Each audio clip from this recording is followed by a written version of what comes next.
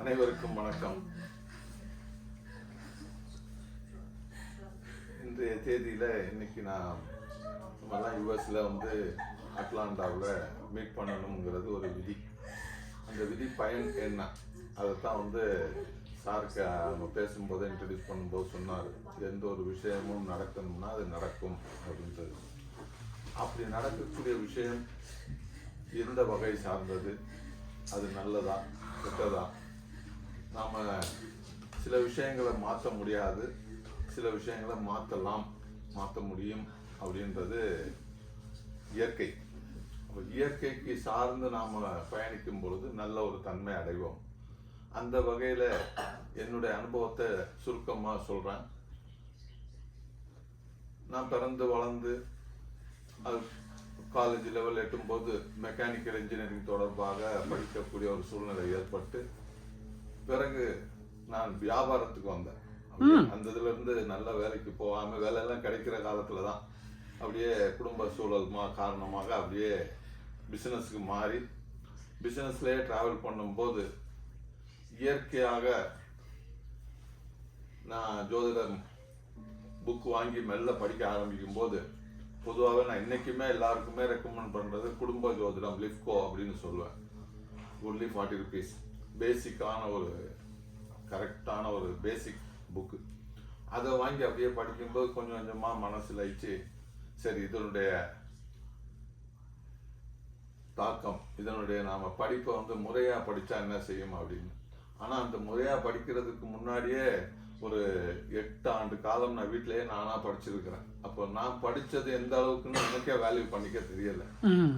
அப்படி ஒரு சூழல் வரும்போது காமராஜர் பல்கலைக்கழகத்துல டிப்ளமோ இன் அஸ்ட்ராலஜி அப்படின்ற ஒரு கோர்ஸ் இருக்குது அப்படின்னு தெரிஞ்சுக்கிட்டு போய் அட்டன் பண்ணேன். அட்டன் பண்ணும்போது நான் ஆரம்பத்துல சொன்ன மாதிரி ஒரு நிகழ்வு நடக்கும், அது விதி, அதனுடைய பயன்பாடுன்னு ஒண்ணு இருக்கும். அதை நான் முதல் முறையா அன்னைக்கு சந்திச்சேன். அன்னைக்குன்னு சொல்றதுக்கும் ஒரு காரணம் இருக்குது. அதாவது 3 எக்ஸாம் இருக்கும். அது போயிருக்கிற இதுக்கு எல்லாருமே நண்பர்கள், அங்கே பழகினவங்க எல்லாம் மறுநாள் ஒரு கொஸ்டின் இருக்கு, அது பேப்பர் இருக்குது, நீங்க அதை கொஞ்சம் ட்ரெயின் பண்றீங்களா எங்களுக்கு அப்படின்னு கேட்குறாங்க. அது ஒரு நைட் 12 மணி வரைக்கும் இதே மாதிரி ஒரு 20 ஃப்ரெண்ட்ஸுகளுக்கு சொல்லித்தர்றேன். அது வரைக்கும் அவங்களுக்கு நானும் நாளைக்கு பரீட்சை எழுத வர்றேன்றது தெரியாது. மறுநாள் போனா நானுமே அந்த எக்ஸாம் எழுத போறேன். பட் ஐ ஆம் வெல் ப்ரிப்பேர்டு. நான் எங்க வீட்டில் எங்க பசங்க கிட்ட சேலஞ்ச் பண்ணியிருக்கேன். அது பெருமைக்கு சொல்லலை. நான் படிக்கிற காலத்துல மேக்ஸ்ல எப்பவுமே சென்டம் எடுக்கிறேன். நீ அப்பெல்லாம் எடுத்திருக்கீங்க, இப்ப எடுத்து காமிங்க அப்படின்னு.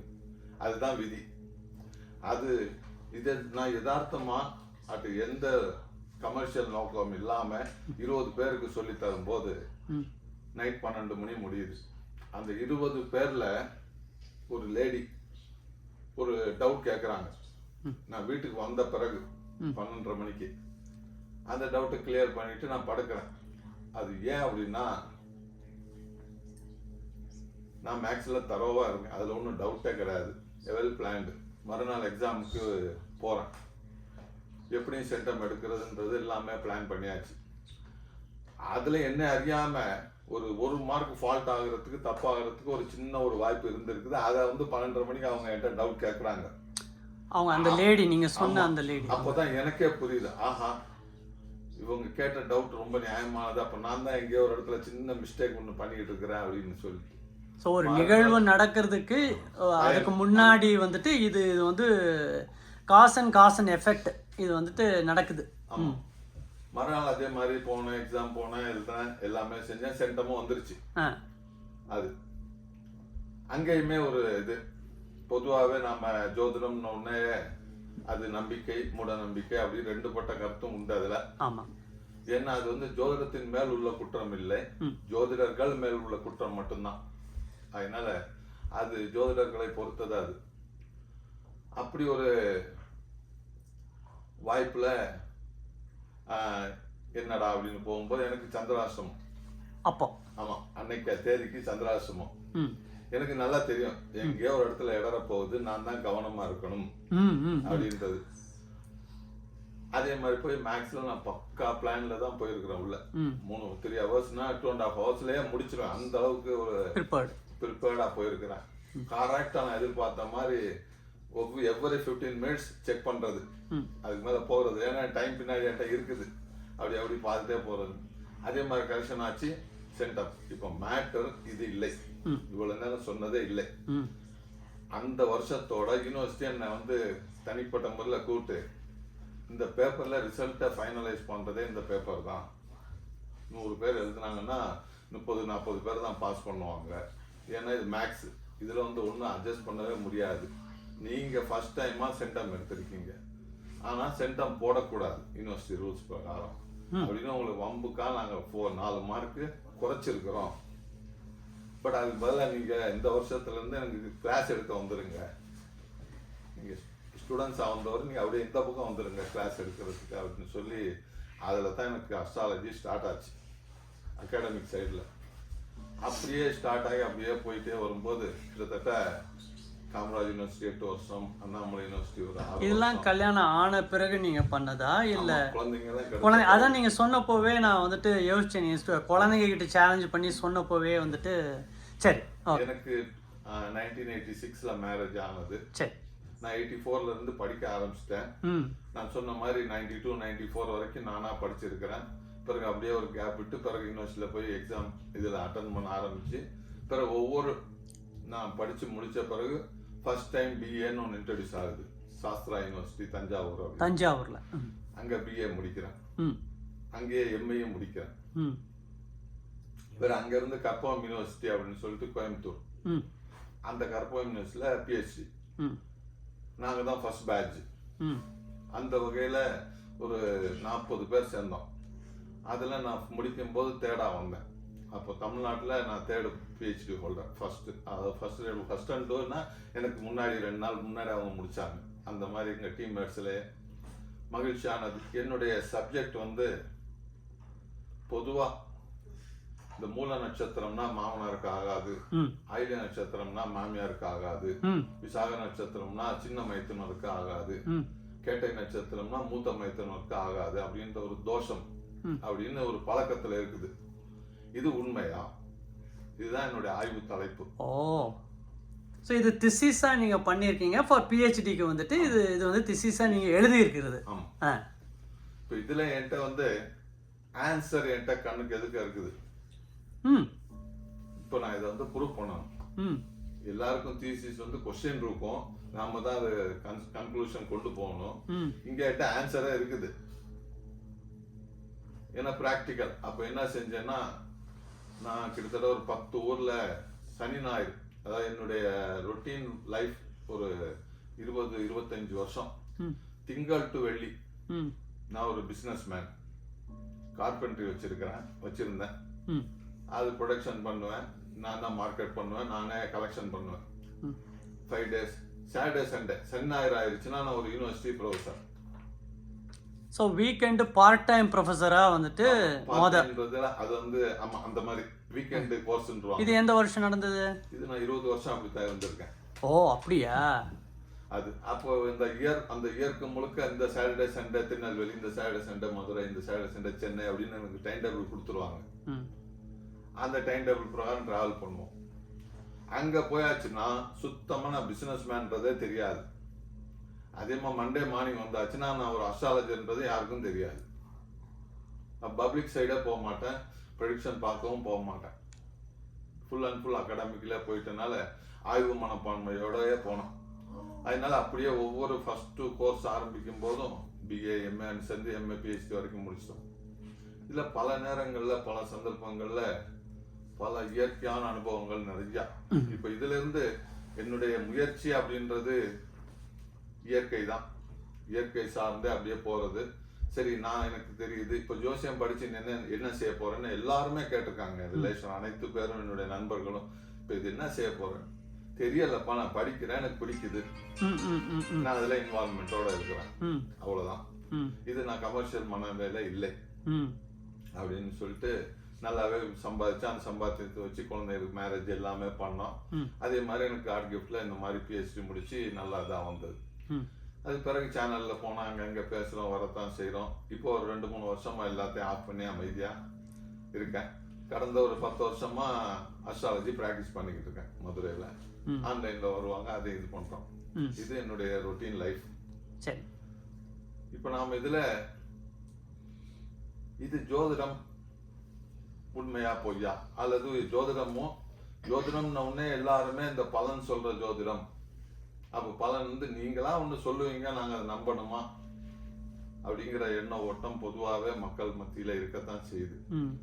இது இப்ப காலமா இருந்தது போய் இப்ப படிச்சிருக்காங்க அப்படின்னா, இப்போ ஒரு யூனிவர்சிட்டி அங்கீகாரம் கொடுத்துருக்குன்னா அப்ப நிச்சயமா ஒரு 10 புத்தகம் படிக்காம அந்த பரீட்சை எழுத முடியாது அப்படிங்கிற ஒரு எண்ணம் வர ஆரம்பிச்சிருக்கு. இதுல இருந்து நாம இந்த இயற்கையில இருந்து என்ன இருக்குது, அந்த இயற்கை சக்தி நமக்கு எப்படி வழி நடத்துது, அப்போ நாம அதோட ஒத்து போகும்போது நாம எப்படி இருக்கலாம் அப்படிங்கிறது நாம யூனிவர்சிட்டியில இருந்து சொல்லித்தர விஷயங்கள். அதாவது முரண்பாடாக போகாதீங்க, நீங்க ஒரு நல்ல விஷயத்தை மனிதாபிமானம் சார்ந்து அவங்களுக்கு சொல்லுங்க, அதே மாதிரி அவங்கள ஒரே நேரத்துல பயமுறுத்திடாதீங்க அப்படின்னு சொல்லித்தர்றது எங்களுடைய பொதுவாகவே பல்கலைக்கழக எல்லா ப்ரொஃபஸருக்கு உரிய ஒரு முறை. அந்த வகையில் ஒரு 10,000 பேர் இது வரைக்கும் இந்த மாதிரி என்னுடைய கிளாஸ்ல கத்திருப்பாங்கன்னா அவங்களே மிகப்பெரிய ஜோதிடர்கள் தான். இருந்தாலும் பல்கலைக்கழக அங்கீகாரம் வேணும், டிகிரி வேணும், டிப்ளமோ வேணும், மாஸ்டர் வேணும்னு வருவாங்க. அப்படி வரும்போது நம்ம அது கிளாஸ்ல வரும்போது கிட்டத்தட்ட ஒரு 10,000 பேர் மேல படிச்சிருக்காங்கன்றது என்னுடைய லைஃப் டைம்ல நான் சந்தோஷமான விஷயம். என்னுடைய அப்பா நீ சொன்ன மாதிரி நான் வந்து மகிழ்ச்சி அடைஞ்சது அப்படின்னு பார்த்தா, நான் படிச்ச ஆசிரியர் எதிர்பாராம சென்னையில என்னுடைய ஸ்டூடெண்ட்ஸா வந்துட்டாரு. பாருங்க, ஆசிரியர் ஸ்டூடெண்டா வந்திருக்கிற அந்த அற்புதம் யாருக்கு நடந்திருக்கும்? அது அவருக்கு ஷாக். அவர் வந்து ஜோதிடத்துல கிளாஸுக்கு வந்து உட்கார்ந்துருக்காரு, அவர் பாட்டுருக்காரு. மதிய கிளாஸ்க்கு நான் போறேன், ஆஃப்டர்நூன் போனோம். அந்த சார் எனக்கு இத்தனை வருஷம் கழிச்சு நான் வச்சிருக்கிறாரு. பார்க்கும்போது நீ இங்க எப்படி இங்க வந்த அந்த மாதிரி காமெடி, அப்படியா அப்படின்னு சொல்லிட்டு முதல் பெஞ்சில் உட்கார்றேன் நான் அப்படின்ட்டு வந்து உட்கார்ந்தாரு. நான் சும்மாவே பொதுவாகவே ஜாலியா கிளாஸ் எடுப்பேன். ஜோதிடம் கொஞ்சம் ட்ரையான சப்ஜெக்ட், அதனால கொஞ்சம் ஜோவியலாவே இயற்கையா வரும். இயற்கையாவே எங்க டீம்மேட்ஸே இது பண்ணுவாங்க. அது என்னங்க அவங்க கிளாஸ்ல மட்டும் சவுண்டு அப்பப்போ அப்படியே அள்ளி விடுறாங்க, எப்படியா இது பண்ற அப்படின்னு கேள்வி. அது எனக்கும் தெரியாது, இயற்கையா பேசுறது தான். அந்த மாதிரி அன்னைக்கு சார் வந்தோடனே ரொம்ப ஸ்பெஷலா எனக்கு நானே என் பேரை காப்பாத்திக்கிறேன்னு அப்படிங்கிற ஒரு இதுல நல்லா இது பண்ணேன். கிளாஸ் முடியவிட்டு அந்த சாரும் ரொம்ப மகிழ்ச்சியா இருந்தாரு. என்னுடைய மாணவர்ன்றதுல நான் மகிழ்ச்சி அடைகிறேன் அப்படின்னு சொல்லிட்டு. ஒரு குருநாதரை மகிழ்ச்சி அடைய வச்ச சந்தோஷம் தான் எனக்கு அந்த இடத்துல ரொம்ப ரொம்ப ரொம்ப நிறைவா இருந்தது. ரொம்ப ரொம்ப ரொம்ப மகிழ்ச்சியா இருந்தது. பல நேரங்கள்ல இன்னைக்குமே ஜோதிட மாநாடு மீட்டிங் நடக்கிற இடத்துல எங்க போனாலும் சரி, டக்குன்னு வந்து 10-50 பேரை கும்பிட்டுவாங்க. ஏன்னா எனக்கு தெரியாது, ஆனா அவங்க எங்கேயாவது ஒரு ஊர்ல என்னோட கிளாஸ்க்கு வந்திருப்பாங்க. மனப்பூர்வமாக இன்னைக்குமே ஜோதிடம் பலன் பார்க்கிற ஜோதிடத்துல அவங்க ஜாதகம் திறந்தா நிச்சயமாக என்னுடைய ஃபேஸ் அவர் மனசுக்குள்ள ஒரு இடத்துல ஆச்சும் தோணும். இந்த ரூல்ஸ் இவர் சொல்லி கொடுத்தாரு, இதை சொன்னா ஈஸியா வரும் அப்படின்றது. அது எனக்குமே அந்த தன்னிறைவு உண்டு. கண்டிப்பாக நான் கிளாஸ் நடத்தும் போதே சொல்லுவேன், இந்த பாயிண்ட் உங்க லைஃப் டைமுக்கு பயன்படும், நீங்க வேணா எழுதி வச்சுக்கோங்க, மனசுக்குள்ள நோட்ல பேப்பர்லாம் எழுதாதீங்க, மனசுல எழுதி வச்சுக்கோங்க அப்படின்னு சொல்லி தர்றது. எடுத்த வேலை அந்த மாதிரி நாம என்ன வேலை எடுத்தோமோ அதை சிரத்தையா செய்யணுங்கிறது. இப்போ நான் வரும்போது பார்த்தேன் எல்லாருமே நல்ல ஒரு அற்புதமான ஓம்கார ரீங்கத்து அப்படியே அந்த வர ஓம்கார நாதம்னு சொல்லுவோம். நாம் இந்த உலகம் தாண்டி இந்த யூனிவர்சல்ல கேட்கக்கூடிய ஒரே ஒரு நாதம் இதே நாதம் தான். அதை வந்து உள்வாங்கி நமக்கு அதை வந்து பூஸ்டப் பண்ணி கொடுக்கறது அப்படின்னு பார்த்தோம்னா, நமக்கு கண்ணுக்கு எதிரில் தெரியக்கூடிய அற்புதமான இறைவர்கள் அப்படின்னு சொன்னா சூரியனும் சந்திரனும். ம் சூரியன் சந்திரன் ரெண்டு நாம பேரும் தான். இடா பிங்களான்னு சொல்றது. ஆமா,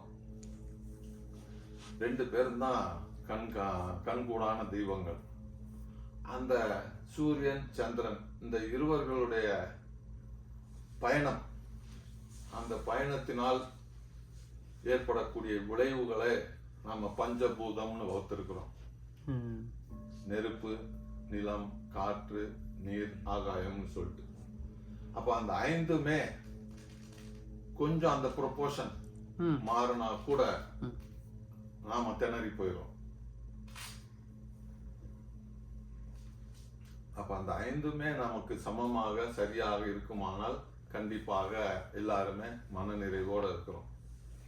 அந்த வகையில இப்ப இந்த தியானம் பண்றது கூட மிக நிச்சயமாக அதை சமநிலைப்படுத்துவது தான். ஒருத்தருக்கு நெருப்பு தத்துவம்னு சொல்லுவோம். நெருப்பு தத்துவம்னா கோபம் வரக்கூடிய குணம், ம் அதை அப்படியே சாந்தம் பண்ணும். நில தத்துவம்னு சொல்லுவோம். எதையுமே ரொம்ப ரொம்ப நிதானிச்சு மெல்லமா தான் செய்வார் அவர். அப்ப அவருக்கு இதே தியானம் மூலம் நீ ஸ்பீடு பண்றது எப்படி அப்படி. ம் காற்று தத்துவம், காற்று தத்துவம்ன்றது விடாமுயற்சி, ம் காட்டாறுன்னு கூட சொல்லலாம். அந்த மாதிரி எங்கிட்டுன்னு இல்லை, திசை தெரியாம கூட அது பரவும். அந்த மாதிரி உள்ள காற்று தத்துவத்தை அணை போட்டு எப்படி அந்த நம்ம பயன்படுத்துறோமோ அது மாதிரி. அப்போ காற்று தத்துவ ரீதியாக இந்த மாதிரி நீர் தத்துவம், நீர் தத்துவம்ன்றது இவரோட சேர்ந்தா இவரோட குணமாவே மாறிடுவாங்க, உங்களோட சேர்ந்தா உங்க குணமாவே மாறிடுவாங்க, என்னுடைய குணமா மாறிடுவாங்க. ம் தண்ணி பாத்தீங்கன்னா மேல இருந்து விட்டா நேரா பாயும் அருவியா, ம் இதே ஆறா ஓடும், கடலாவும் இருக்கும், ஒரு கிணத்துல அமைதியாகவும் இருக்கும். அப்ப அந்தந்த சூழலுக்கு தகுந்த ஒரு பாத்திரத்துல நம்ம விட்டோம்னா அந்த பாத்திரம் என்ன ஷேப்பா இருக்கோ அதுவாவே மாறிடும். அது என்ன நிலையில இருக்கோ அந்த நிலையில அது தானாவே மாத்திக்கும், மாத்தக்கூடிய தன்மை. மாற்றும் தன்மை. இந்த நீர்த்தன்மை தான் மோட்சத்திற்கான அறிகுறி. அற்புதம். ம் அப்போ குறிப்பிட்ட அளவு நெருப்பு, நிலம், காற்று, நீர் சேருமானால் அதுதான் ஆகாய தத்துவம்.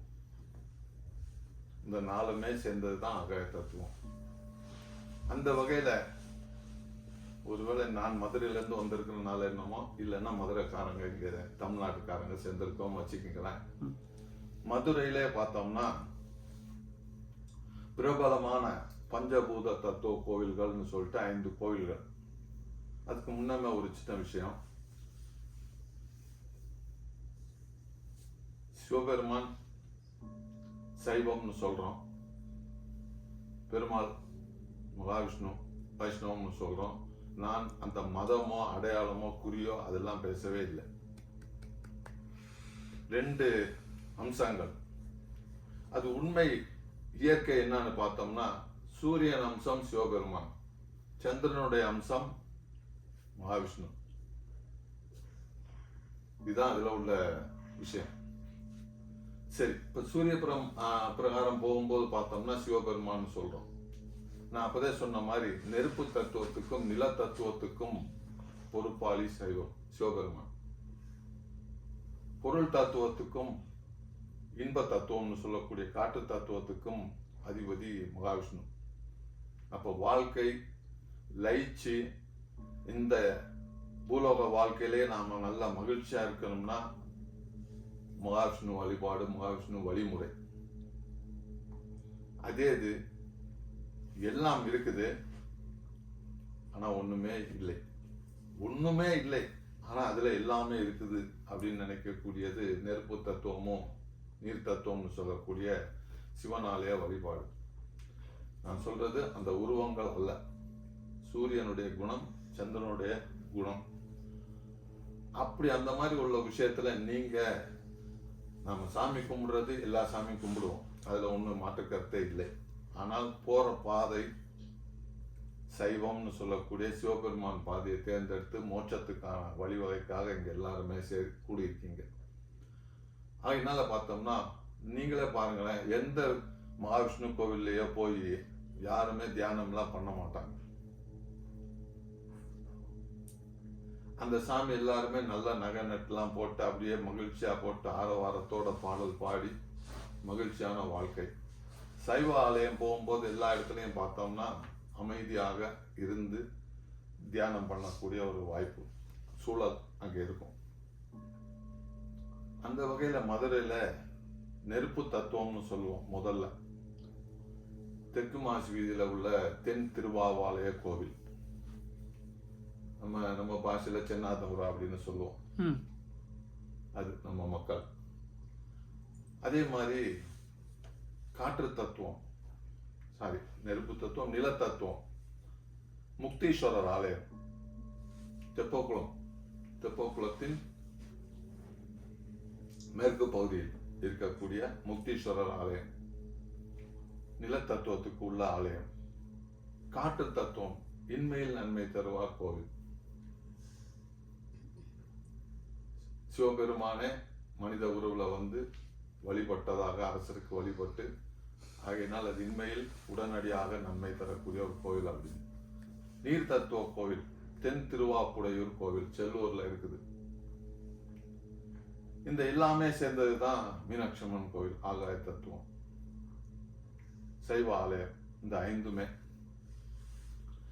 இந்த சைவ ஆலயங்கள்ல பொதுவா பாத்தீங்கன்னா அதனுடைய டிசைன், அதனுடைய வழிபாடு முறை எல்லாமே அது தமிழ்நாட்டில் பார்க்கும்போது கிட்டத்தட்ட ஒரு 100 கோவில்களுக்கு மேலேயே இருக்குது.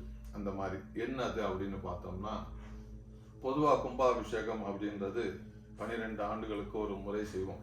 இது தொண்டு தொட்டு வரக்கூடிய ஒரு பழக்கம். என்னன்னா அந்த கருவறையில் இருக்கக்கூடிய தெய்வீக சக்தியை மேலும் கூட்டுவது அந்த கும்பாபிஷேகம் செய்யறது. அது இயற்கையிலேயே நடந்தா எப்படி இருக்கும்?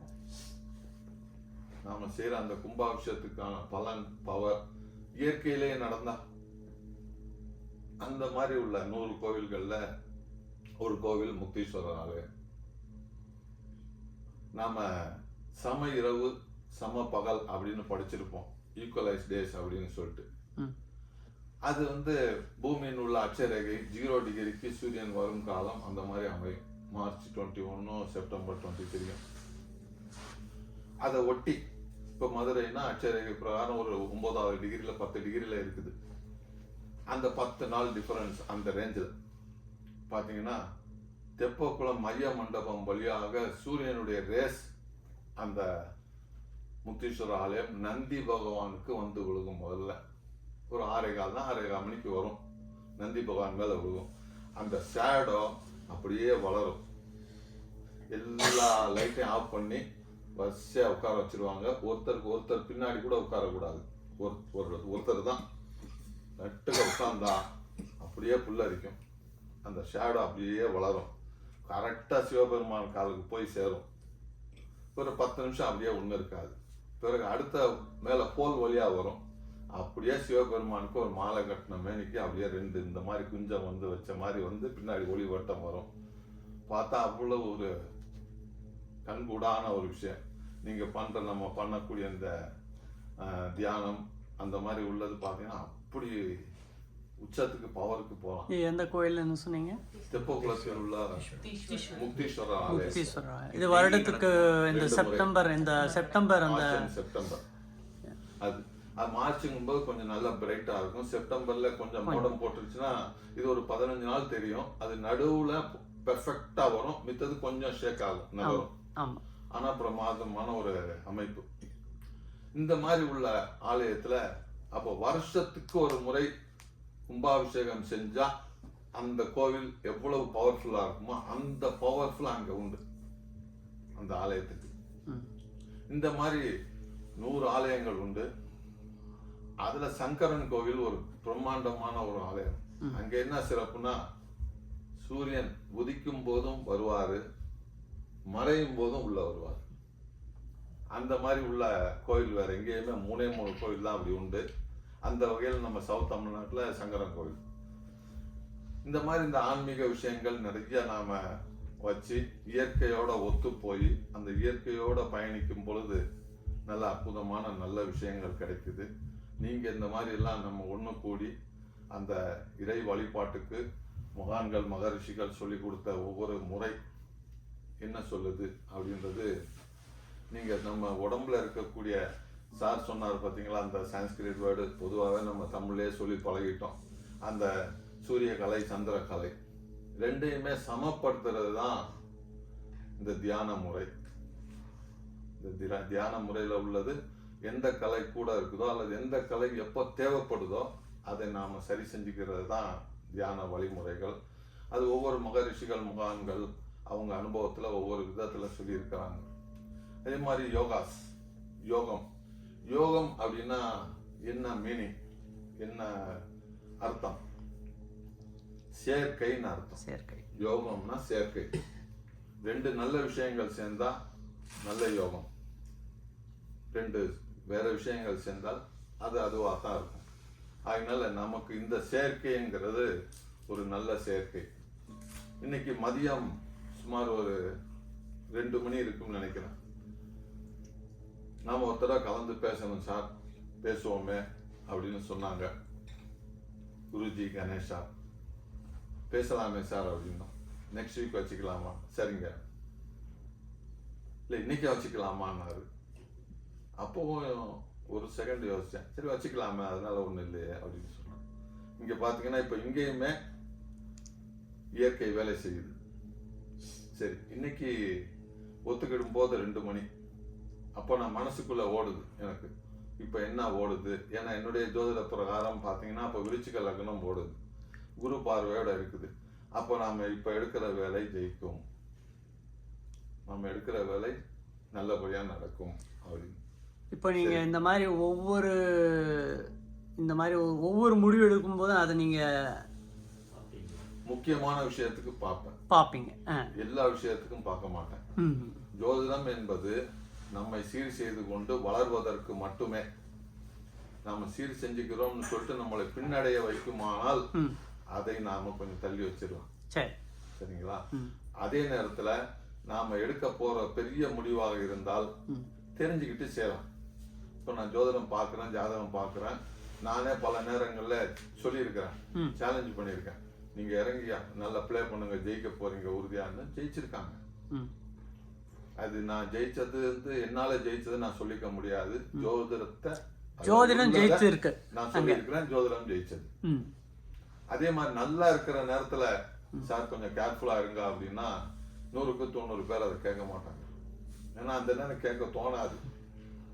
அதுக்கு பிறகுதான் அவங்க ரியலைஸ் பண்றதுக்குள்ள அப்ப அங்கேயும் நாம என்ன நினைக்கிறோம்னா, கிரகத்தை வெல்ல முடியாது, அது தன்னுடைய பணி அது செஞ்சுக்கிட்டே தான் இருக்கும் அது பாட்டுக்கு. நாம சொல்ல வேண்டியது மட்டும் கடமை. அடுத்த தடவை பார்க்கும்போது என்ன சார் ஃபாலோ பண்ணீங்களா கேட்கவே கூடாது. ஏன்னா அதுக்கு பிளானட் ஓகே இவனுக்கு செய்யலாம்னு நினைச்சிருந்தா செஞ்சிடும். இல்ல சரி இவர் கரெக்டா கொஞ்சம் மூவ் பண்றாரு, பத்திரமா இருக்கிறாரு அப்படின்னா அதுவும் கரெக்ட் பண்ணும். அதனால நாம இந்த இதுல ஜோதிட ரீதியாக ஜாதக ரீதியாக பார்க்கும் பொழுது இந்த நிலை. இன்னைக்கு திருவோண நட்சத்திரம் 5:30 மணிக்கு மேல பௌர்ணமி யோகம். இன்னைக்கு ஆவணி மாதம் பௌர்ணமி. அப்போ கண்டிப்பாக எடுத்துக்கிற வேலையை முடிப்போம். முழுமை சந்திரன் முழுமை அடையக்கூடிய ஒரு நல்ல நாள். அற்புதம் அற்புதம். அப்பவே நான் நினைச்சுக்கிட்டேன், சரி நாம இன்னைக்கு எடுத்துக்கிற வேலையை செஞ்சிடலாம், ஒண்ணு இல்லை அப்படின்னு சொல்லிட்டு. இந்த மாதிரி அன்னைக்கு உள்ள நாட்கள்ல நிச்சயமாக நல்ல இயற்கையாக சிம்பிளாக நாம செய்யக்கூடிய நாட்கள்ல என்னென்னது செய்யலாம், என்னென்னது செய்யக்கூடாதுன்னு சொல்லிட்டு இது நான் சொன்னது நாள், குறிப்பிட்ட வருடம். அதுல தட்சிணாயனம் உத்தராயணம்னு சொல்றோம். நம்ம இப்ப நான் அதுக்குள்ள எல்லாம் போனா சப்ஜெக்ட்ல போன மாதிரி ரொம்ப டெப்தா போயிடும். அதனால அப்படியே வரும்போது நாள் டைம் ஒன்று வந்துருச்சு. இப்போ நாளுக்குள்ள போய் டைம் வச்சோம்னா, நான் கொஞ்ச நேரம் உட்கார்ந்துருந்தேன். நான் இங்கே உட்கார்ந்த பிறகும் இங்க உரையாடல்கள் நடந்துச்சு. நான் குறிப்பிட்ட டயத்துக்கு எந்திரிக்கணும்னு சொன்னேன், ஆனா குறிப்பிட்ட டயத்துக்கு எந்திரிக்கல, அவங்க வேற ஒரு டயத்துக்கு எந்திரிக்கிறாங்க. அதை சீர் செஞ்சா மித்தது சரியா வந்துடும் அப்படின்னு ஒரு உரையாடல்கள் நடந்துகிட்டு இருந்துச்சு. இப்ப இந்த இதுலயும் பார்த்தோம்னா பிளானட்ஸ் வேலை செய்யும். எல்லா பிளானட்ஸுக்கும் ஒரு டைமிங், ஒரு டேக்குள்ளே ஒரு டைமிங் பிரிச்சு கொடுத்துருக்காங்க. அந்த வகையில பார்க்கும் பொழுது இரவு 3 மணி முதல் காலை 6 மணி வரை குருவினுடைய காலம். காலை 6 மணி முதல் 9 மணி வரை புதனுடைய காலம். 9 to 12 சூரியனுடைய காலம். 12 to 3 செவ்வாயுடைய காலம். 3 to 6 சனி பகவானுடைய காலம். 6 to 9 ராகு கேதுனுடைய காலம். 9 to 12 சுக்கிரனுடைய காலம். இரவு 12 முதல் 3 வரை சந்திரனுடைய காலம். அப்போ நீங்க எப்போ சின்ன வயசு பசங்க இருக்காங்க அப்படின்னா அவங்க அந்த புதனுடைய காலம் எடுத்தாங்கன்னா படிப்பு நல்லா வரும். 6 to 9 படிக்கிறது. நீங்க இப்ப தியானம் பண்றது பண்றோம்னா 3 to 6 பெஸ்ட். குருனுடைய காலம். அது பிரம்ம முகூர்த்தம் அப்படின்னு சொல்றதும் ஒண்ணு இருக்கு இல்லையா நம்ம பண்றது. முகூர்த்தம்ன்றது நம்ம ஒரு காரியம் செய்வதற்கு தேர்ந்தெடுக்கக்கூடிய நல்ல நேரம், கெட்ட நேரம். அது சுப முகூர்த்தம்னா நல்ல நேரம். அது இது நான் ஆளுமை செய்யக்கூடிய ஒரு டைம். இப்போ திங்க் பண்ணுங்களேன், ஆபீஸ்ல பாருங்க 9 to 12 பிரைட்டா இருக்கும். 12 to 3 ஓகே. 3 to 6 லைட்டா நமக்கு டல் அடிக்கும். சனி பகவான் வருவாரு. அதனால அந்த நேரம் தான் நம்ம வீட்டுல என்ன பண்றோம், கொஞ்சம் வீடெல்லாம் தொடச்சி நீட் பண்ணி வச்சிரும். சாயந்தரமான துடைக்கணும்னு ஒரு பழக்கத்தை வச்சிருக்கிறாங்க. லைட் வச்சுக்கிறோம், ஒரு சின்ன டீ எடுத்துக்கிறோம், காஃபியோ டீயோ அல்லது சுடு தண்ணியோ ஒன்று எடுத்துக்கிட்டு ஒரு பிரேக். அந்த நேரத்துல சின்ன வயசுல தெரிஞ்சிருக்கும், காத்து கருப்பு பற்றும், சாயந்தரம்லாம் வெளியே சாயந்தரம் போகாதீங்க வராதிங்கன்னு சொல்லுவாங்க. காத்துன்னா சனி பகவான், கருப்புனா ராகு கேது, வேற ஒண்ணும் இல்லை. அப்ப அந்த நேரத்துல அவங்க ஆளுமை கூடுதல். இந்த இடத்துல சொல்லலாமான்னு தெரியல. சிலர் இங்க இல்லை, சிலர் குடிப்பழக்கம் உள்ளவங்களும் இருப்பாங்க. அப்ப பாருங்க அந்த டைம் அவங்க பாருங்கன்னா அந்த 6 to 9 தான் அவங்க அதை யூஸ் பண்ற டைமா இருக்குது. அப்படி ஒரு பழக்கம் இருக்கு உங்கள்கிட்டனா 6 to 9 அவாய்ட் பண்ணி பாருங்க. மித்த எல்லாம் நீங்க மித்த 21 hours நீங்க அதை அதுக்காக எடுத்துக்குங்க அப்படின்னு சொல்லுவேன். இந்த 3 hours அவங்க நிப்பாட்டினா மிச்ச 24 hours தானே நின்றும். அற்புதம். 9 to 12 சுக்கிரனுடையது, வம்ச விருத்தி, ஹஸ்பண்ட் ஒய்ஃப் மகிழ்ச்சி, சந்தோஷம். 12 to 3 அமைதி, சந்திரன், நிம்மதி. அதுதான் ஒரு நாளில் உள்ள கிரக நிலைகள். நாம அந்த கிரகத்தை ஒத்து போய் நமக்கு அதுக்கு தகுந்த மாதிரி அந்த கிரகம் என்ன வேலை செய்ய சொல்லுதோ நாம் அந்த பணிகளை செஞ்சு வந்தோம்னா அன்றாட வேலைகளை சிறப்பாக செய்யலாம். நான் கிளாஸ்ல இது ஜாலியாவே சொல்லுவேன். பாரதி பெரிய ஜோசியக்காரரு. பாரதியார் எப்படி சார் அப்படின்னா, பாரதியாரோ ஜோசியாரா? நம்ம அவர் என்ன சொல்லி இருக்கிறாரு, காலை எழுந்தவுடன் நல்ல படிப்பு. அதுதான் குருவும் புதனுக்கும் உள்ள வேலை. மாலை முழுவதும் அப்பதான் சனி பகவானை ஓட்ட முடியும். நீ அடுத்த என்ன சோம்பேறி ஆயிடுவ, நீ விளையாடு, ஜாலியாரு, சுத்து அப்படின்னு, ஆக்டிவா இரு அப்படின்னு சொல்லிட்டு அந்த மாதிரி அவர் ரொம்ப சிம்பிளா சொல்லிட்டாரு. அது மாதிரி ஒரு ஷெட்யூல் பண்றதுல அந்த மாதிரி ஒரு டைமிங் ஷெட்யூல் பண்ணிட்டோம்னா நிச்சயமாக நமக்கு இயற்கை தானாக அதனுடைய பங்களிப்பை அழகாக செய்யும்.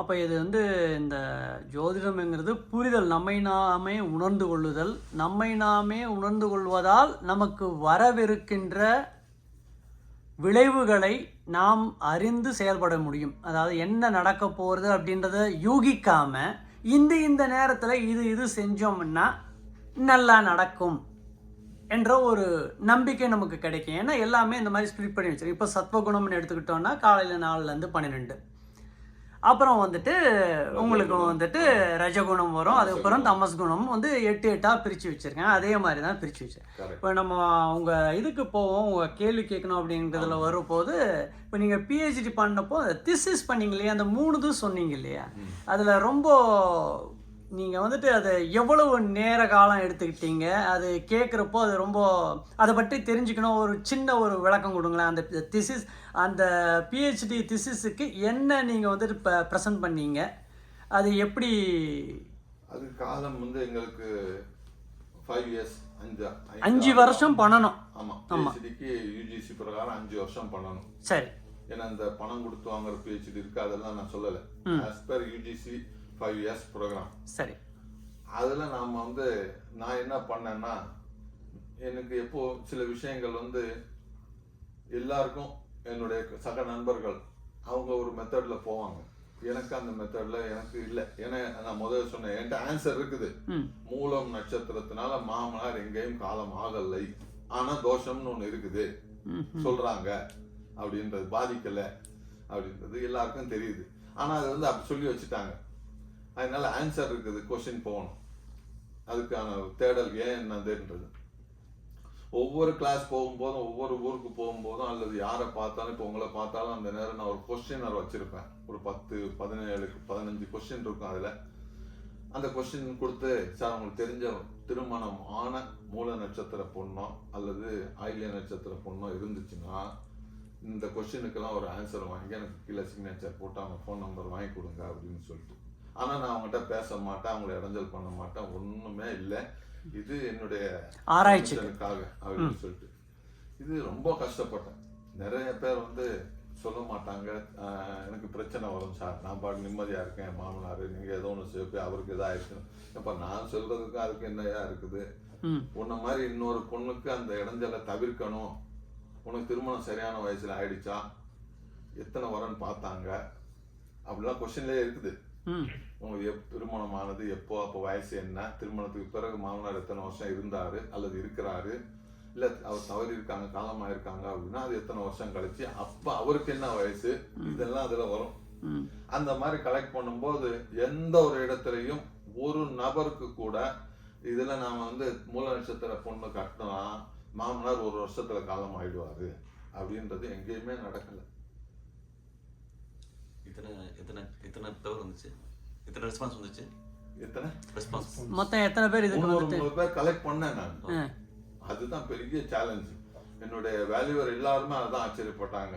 நீங்க ஒரு ஜென்ஸா இருந்துட்டு லேடிஸ் சப்ஜெக்ட் எடுத்திருக்கீங்க சார், பெரிய ரிஸ்க் எடுத்துட்டீங்க, ஆனாலும் அதை தாண்டி வந்திருக்கீங்க. ஏன்னா லேடிஸை கான்டாக்ட் பண்றதுங்கிறது கஷ்டம். அதுவும் இந்த மாதிரி உள்ள இது தேர்றதுன்னா எனக்கு எல்லாருமே உதவி செஞ்ச அனைவரும் என்னுடைய மாணவர்கள். அங்கதான் விஷயம். நான் வந்து அங்கே யூனிவர்சிட்டி ஆசிரியர் இருக்கும்போது போவேன், கிளாஸ் முடிப்பேன், கடைசி 5 மினிட்ஸு என்னுடைய தீசிஸ் இப்படி இருக்குது, ஸோ எல்லாருக்கும் நான் 10 கொஸ்டினர் தர்றேன், நீங்கள் கலெக்ட் பண்ணிட்டு வந்து எனக்கு நெக்ஸ்ட் செமினாரில் கொடுத்துருங்க அப்படின்னு சொல்லிட்டு அப்படியே சேர்த்து 300 சேர்த்து அதுக்கு பிறகு அதை வந்து ஒழுங்குபடுத்தி அமைப்பு பண்ணி யாரும் மூலமோ மாயில்யத்தினாலேயோ காலமாகலை. 1. 2, மிக முக்கியமாக அவங்க பிறக்கும் பொழுது ஒரு எழுதியிருப்பாங்க ஒரு விதி, அதுதான் நடக்கும். ஒருத்தர்னால் இன்னொருத்தருக்கு அது இம்பேக்ட் கொடுக்கும் அப்படின்றதெல்லாம் இல்லை, கொடுக்காது அப்படின்றது தீசிஸோட முடிவாக கொண்டு போய் சப்மிட் பண்ணேன். அது நல்லபடியாகவே எல்லாரும் ரசித்தாங்க. ஸோ இதை நாங்கள் புரிஞ்சுக்கிறோம் நீங்கள் சொல்கிற விதத்தில். அதாவது ஒருவருடைய கர்ம வினை பலன் அவரவர்களுக்கே சேர்ந்தது, மற்றவர்களுக்கு அந்த தாக்கம் இருக்காது என்பது உங்களுடைய கொடுத்தாது. ஆமாம், கரெக்ட், அற்புதம். இதுதான் நீங்கள் பண்ண திசிஸ். எனக்கு ஒரு கேள்வி இருக்கு. இப்போ நீங்கள் ஒவ்வொரு காலகட்டத்துக்கும் சந்திர குணம், அந்த குணம், புதன் குணம் சொல்கிறீங்களா, இது ஒவ்வொருத்தருக்கும் ஒரு மாதிரி இருக்குமா இல்லை எல்லாருக்கும் அப்படின்னா எல்லாரும் ஒரே நேரத்தில் எல்லாருக்கும் நல்லது நடக்கணும் இல்லையா? ஆமாம், கரெக்ட். இப்போ 3 to 6 படித்தா எல்லாரும் பாஸ் ஆகணும், அதில் படித்தவங்க ஃபெயில் ஆகிறவங்க இருக்காங்க இல்லையா, அவங்களுக்கு அவங்க 3 to 6 படித்தாங்களான்றதான் கேள்வி இப்போ இல்லையா?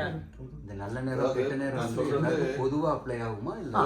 நீங்கள் கேட்குற கேள்வி அவரே பதில் சொல்லிட்டோம். பொது பலன் நான் சொல்றது பொது பலன்.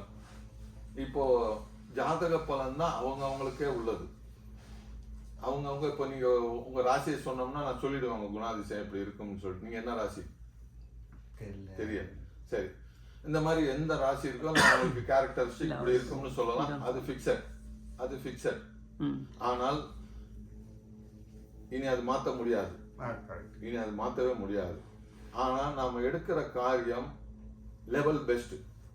நமக்கு பேசிக்கா 10 சப்ஜெக்ட் இப்போ உங்கள் ஜாதகத்து ரீதியாகவே எடுத்தோம்னா ஒரு 12 ஃபேக்டரில், ஒரு ஃபேக்டரில் 60 மார்க்கு, ஒரு ஃபேக்டரில் 80 ஸ்ட்ரென்த் இருக்குது, ஒரு ஃபேக்டரில் 30 இருக்குன்னு வச்சுக்குவோம். ஏதோ ஒன்று எல்லாருக்குமே அப்படித்தான் இருக்கும். அப்படி இருக்கும்போது கரெக்டான நேரத்தில், சரியான பருவத்தில், சரியான நாளில், சரியான நேரத்தில் செஞ்சோம்னா லெவல் பெஸ்ட் நடக்கும். இப்போ இவருக்கு சாருக்கு 80 இருக்குன்னா 80 ரீச் பண்ணுவார், கரெக்டான நேரத்தில் பண்ணிருக்கோம். ஆமாம். இன்னொருத்தருக்கு 40 இருக்குன்னா அவர் 40 ரீச் பண்ணுவார் கண்டிப்பாக.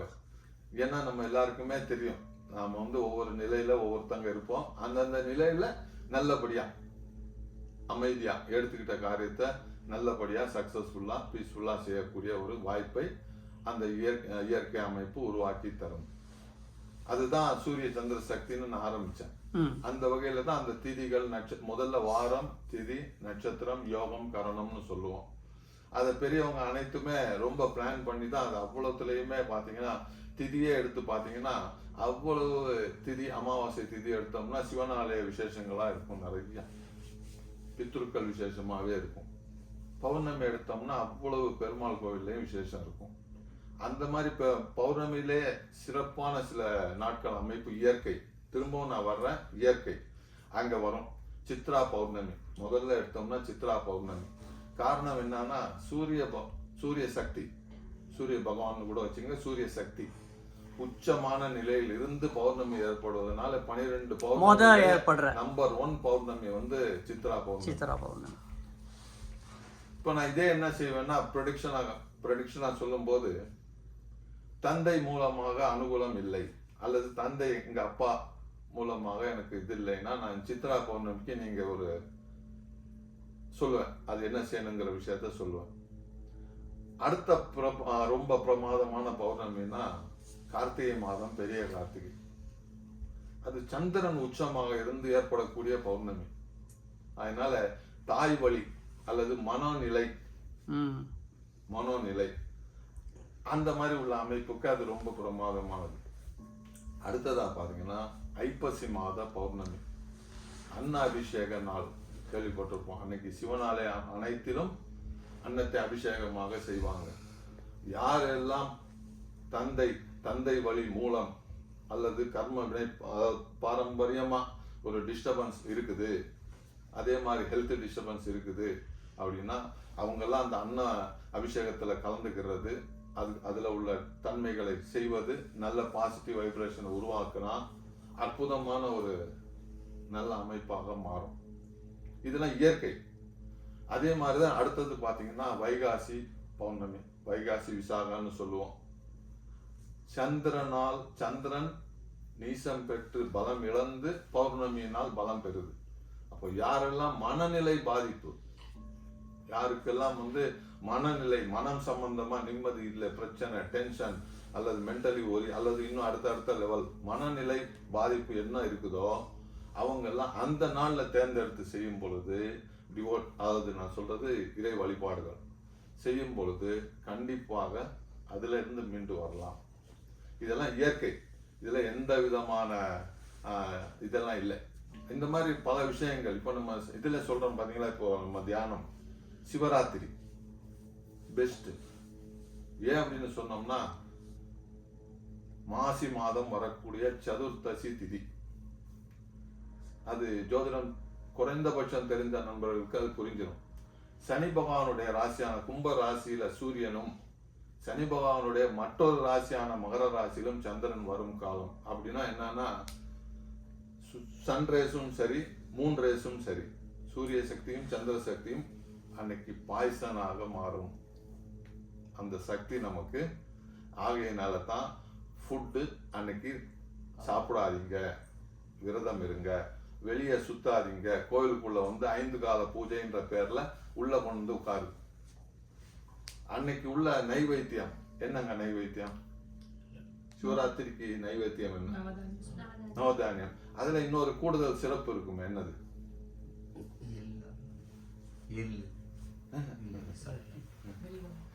என்னன்னா அதுல அன்னைக்கு உப்பு போடக்கூடாது, போட மாட்டாங்க. உப்பு போடாம செய்வாங்க. ஆமா, அதுவும் அங்கதான் விஷயம். நேச்சுரல் ஆன்டிபயோட்டிக் நமக்கு அன்னைக்கு அந்த ஆன்டிபயோட்டிக் நமக்கு கிடைக்கல. சூரிய கிட்ட இருந்து சந்திரன் இருந்து ஆன்டிபயோட்டிக் இல்லை. அதனாலதான் அந்த ஆன்டிபயோட்டிக்காக தான் உருவாக்குனது அந்த நைவேத்தியம். அது மாதிரி இயற்கையா நிறைய விஷயங்கள் இருக்குது. ஆனா நமக்கு ஏன்னு சொல்லாம பெரியவங்க சொல்லி வச்சுட்டாங்க, நம்ம அதை ஃபாலோ பண்றோம், பட் ஏன்றது தெரியாது. இது மாதிரி நிறைய விரதங்களை பத்தி பேசலாம். இப்ப இந்த தியானத்துக்கு மனதை ஒருமுறைப்படுத்தக்கூடிய அந்த தன்மைக்கு அந்த மகா சிவராத்திரி நல்ல விஷயம். அது இன்னைக்கு எங்க ஏரியாவில் ஃபேமஸ் ஆகி அது தாண்டவம் ஆடுறாங்க, விளையாடுறாங்க, அதெல்லாம் சைவம், அதெல்லாம் இருக்கட்டும். ஆனால் நமக்கு இயற்கை வழி பார்க்கும் பொழுது சூரிய சந்திர சக்திகளை நாம முறையாக பயன்படுத்தினாலே நம்ம பல விஷயங்களை தானாக சரியாயிடும். சரி பண்ணிடலாம். இப்போ நீங்கள் உங்கள் வாழ்க்கையில் இப்போ நீங்கள் நிறைய பேர் 10,000 பேர் கற்றுக் கொடுத்துருக்கீங்க அப்படின்றீங்க. இந்த 10,000 பேரில் இன்னைக்கு பெரிய ஜோதிடர் லெவலில் உங்கள் மூலமாக பயின்று ஆனவர்கள் இருக்கிறார்களா? நிறைய இருக்கிறாங்க, நிறைய பேர் இருக்காங்க. பேர் சொல்ல முடியுமா அவங்க பேர்? சொல்றது அவ்வளவு நல்லா இருக்காது. ஏன்னா அது என்கிட்ட இருந்து படிச்சு போனேன்ற ஒரு ஆணவம் வந்துட்டு இருக்கிற மாதிரி காமிச்சிரும் அப்படிங்கறதுனாலயா? அவங்களே என்ன சொல்லுவேன்னா, எங்க இன்ட்ரோடியூஸ் ஆனாலும் என்னுடைய நண்பர்கள்னு தான் சொல்லுவேன். என்னுடைய மாணவர்கள்னு சொல்ல மாட்டீங்க நீங்க? என்னுடைய நண்பர்கள் தான் இன்ட்ரோடியூஸ் பண்ணுவேன். எங்க அவங்க வந்தா வாங்க வாங்க சார், இல்ல நம்ம எல்லாரும் நண்பர்கள். டிவில கிட்டத்தட்ட சேனல்ல பேசுற எல்லாருமே என்னுடைய நண்பர்கள் தான். நீங்க இப்போ இருக்கிற டிவில பேசுற அனைத்து நண்பர்களும் என் பேரை சொன்னாலே போதும், தெரிஞ்சிடும். நான் ஃபீல்டுக்கு வரல, நான் சென்னையில இருந்தா இதை இந்த மாதிரி செய்யலாம். பட் எனக்கு அந்த எண்ணமும் இல்ல. எல்லாருமே போங்க சார் பட்டிக்காட்டுல உட்கார்ந்துருக்கீங்கன்னு கேள்வி அப்படி கேட்பாங்க. அது அந்த மாதிரி அங்க உள்ள சன் டிவி சார், வித்யாதரன் சார்ல இருந்து நீங்க யாரு எங்க போனாலும் சரி, எல்லாருமே என்னுடைய நண்பர்களாகவே இருப்பாங்க. இப்போ நீங்க சொன்ன இப்போ அகைன் இதே கேள்வியில நீங்க சொன்ன பலன்கள் அல்லது இந்த ஜோதிடம் நிறைய பேருக்கு நல்ல விதத்துல பாதிச்சோ அல்லது அவங்களுக்கு நீங்க சொன்னதுல ஒரு நல்ல முறையை சொன்னதுலேருந்து இந்த 20 வருஷமோ 30 வருஷமோ நீங்க செஞ்சதுல எந்த அளவுக்கு, அதாவது நீங்க பர்சன்டேஜ், ஏன்னா நீங்க PhD பண்ணியிருப்பீங்க, நீங்க அதை அனலைஸ் பண்ணியிருப்பீங்க. இப்போ நான் 80% அக்யூரசி, நான் 60% அக்யூரசியா இல்லை 90% அக்யூரசி இல்லை 100% நான் சொன்னது தான் அப்படின்ற லெவலில் இருக்கீங்களா? அதை பற்றி உங்களுடைய அபிப்பிராயம் என்ன? இந்த கேள்விக்கு முதல்ல நான்கிற பேச்சுக்கே இடம் இல்லை. நான் எதுவும் பண்ணலை. நீங்க ஜாதகம் காமிச்சிங்கன்னா நான் படித்த ஜோதிடர் விதிகளின் படி எனக்கு நான் என்ன படிச்சிருக்கிறேனோ அந்த முறையில் என்ன வருதோ நான் அதை சொல்லுவேன். அது எனக்கு தப்புனாலும் நான் அக்செப்ட் பண்ணிக்கிடுவேன், ரைட்னாலும் அக்செப்ட் பண்ணிக்கிடுவேன். ஏன்னா நான் படித்ததை தான் நான் சொல்லியிருக்கிறேன். நான் நான் யூகம் பண்ணி அருள் வாக்கெல்லாம் நான் சொல்றது இல்லை. இங்கே எனக்கு ஒரே கட்டத்தை ஒரு வருஷம் கழிச்சுட்டு எனக்கு நபர் இல்லாமல் வந்தாலும் நான் அதே தான் சொல்லியிருப்பேன். அதில் எனக்கு ரொம்ப நம்பிக்கை உண்டு. நான் செஞ்சும் வச்சிருக்கிறேன். ஏன்னா ஆன்லைனில் பார்க்கும்போது பர்சன் யாருன்னு எனக்கு தெரியாது, ஒன்றும் இருக்காது. நான் அந்த கட்டத்தை மட்டும் வச்சுட்டு பேசியிருப்பேன். 2 வருஷம் கழிச்சுட்டு அதே கேட்டாலும் அது சொல்லுவேன். இது நான் இப்போ சொல்லலாம், அதுக்கு உங்களால் செக் பண்ணவும் முடியாது. நான் அதனால அதை சொல்ல விரும்பலை. சதவீத அடிப்படையில் மதிப்பீடு செய்யக்கூடாது. சரி, அப்படியே செய்யணும்னு நீங்கள் நினச்சிங்கன்னா என்னுடைய பிரகாரம் நான் 60 to 70% சரியாக வரும். நான் சொல்றது இல்லை, ஜோதிட ரீதியாக வரும். இப்போ இதே இது ஏற்கனவே நாங்களும் கணிச்சிருக்கிறோம். கணிச்சது பார்த்தோம்னா பேர் சொல்லலாம்னு நினைக்கிறோம். மதிப்புமிகு ராஜீவ் காந்தி அவர் எங்கேயோ ஒரு இடத்துல இருந்தாரு, கண்காணாத ஒரு ஃபாரின்ல ஒரு இடத்துல இருந்தாரு. அவருக்கு நடந்தது ராகு திசை, ராகு புத்தி. ராகுனால நல்ல மேஜிக்கலான பிளானட், இப்படிங்கிறதுக்குள்ள கூட மேல கொண்டு போகும், இப்படிங்கிறதுக்குள்ள கீழே கொண்டு போயிடும். மேஜிஷியன். இன்னைக்கும் பாத்தீங்கன்னா ராகு ஆதிக்கம் உள்ளவங்க தான் மேஜிஷியனா இருப்பாங்க. இன்னைக்கு உளவுத்துறை இங்க இருக்காங்க அப்படின்னா, அல்லது இந்தியாவில இருந்து இங்க ஒரு உளவு வேலை பாக்குறாங்க, இல்ல பாகிஸ்தானுக்குள்ள உள்ள, அவங்களும் ராகுவோட ஆதிக்கம் இல்லைன்னா போகவே முடியாது. அவங்க தான் மேஜிஷியன். அப்படிப்பட்ட ஒரு பிளானட் திடீர்னு பிரதமரா கொண்டு உட்கார வச்சிருச்சு. அப்பவே ஜோசியக்காரங்க எல்லாருமே அலர்னாங்க, ஐயோ அப்பா என்ன ஐயா இது அப்படின்னு. கரெக்டா அந்த திசை முடிகிறப்போ இப்போ ஆண்டுக்கு இருக்கிற மோடி சார், அவங்க ஜாதகமும் பார்த்தோம்னா இப்போ 3rd பீரியட் வந்திருக்கிறாரு. இந்த பீரியட் எண்ட்லயோ அல்லது இந்த பீரியட் முடிகிறதுக்குள்ளேயோ அவர் எப்படி ரூபா நோட்டு திடீர்னு செல்லாதுன்னு சொன்ன மாதிரி நான் என்னுடைய பதவியை ராஜினாமா செய்கிறேன் அப்படின்னு சொல்லுவார். யாரும் நீ செய்ய அல்லது நீ எந்த தடவை நிக்கிறீங்களா இல்லையா எல்லாம் இல்லை, அவரா ஒரு நாளைக்கு எனக்கு போதும் யா அடுத்தவங்க வந்துருங்க அப்படின்னு சொல்லுவார். பாருங்க, இப்ப நான் சொல்றது நடந்தது, இது நடக்க போகின்றது. சரி, அவர் அப்படி ஆயிட்டாருன்னா அதோட அவர் போயிடுவாரான்னா நிச்சயமா அவர் இன்டர்நேஷனல் லெவல்ல யுவன்ல அவருக்கு ஒரு போஸ்டிங் கிடைக்கும். இப்போ இதெல்லாம் நான் முன்னமா சொல்லிடுறேன். முதல் சொன்னது பாஸ்ட், அது நீங்க முடிஞ்ச அப்புறம் சொல்லலாம் அப்படின்னு. இதுதான் என்னுடைய கணிப்பு. மோடி அவர்கள் இந்தியா செஞ்சது ரொம்ப நல்லா இருந்துச்சு. நான் அவரா ஒரு நாளைக்கு ஃபைன் மார்னிங் சார் நான் விடை பெறுகிறேன், அடுத்து வர்றவங்க வந்துருங்கன்றவாரு. ஆனா அவர் அப்படியே விட்டுற மாட்டாங்க. உங்களுடைய தொண்டு இந்த உலகுக்கு வேணும்.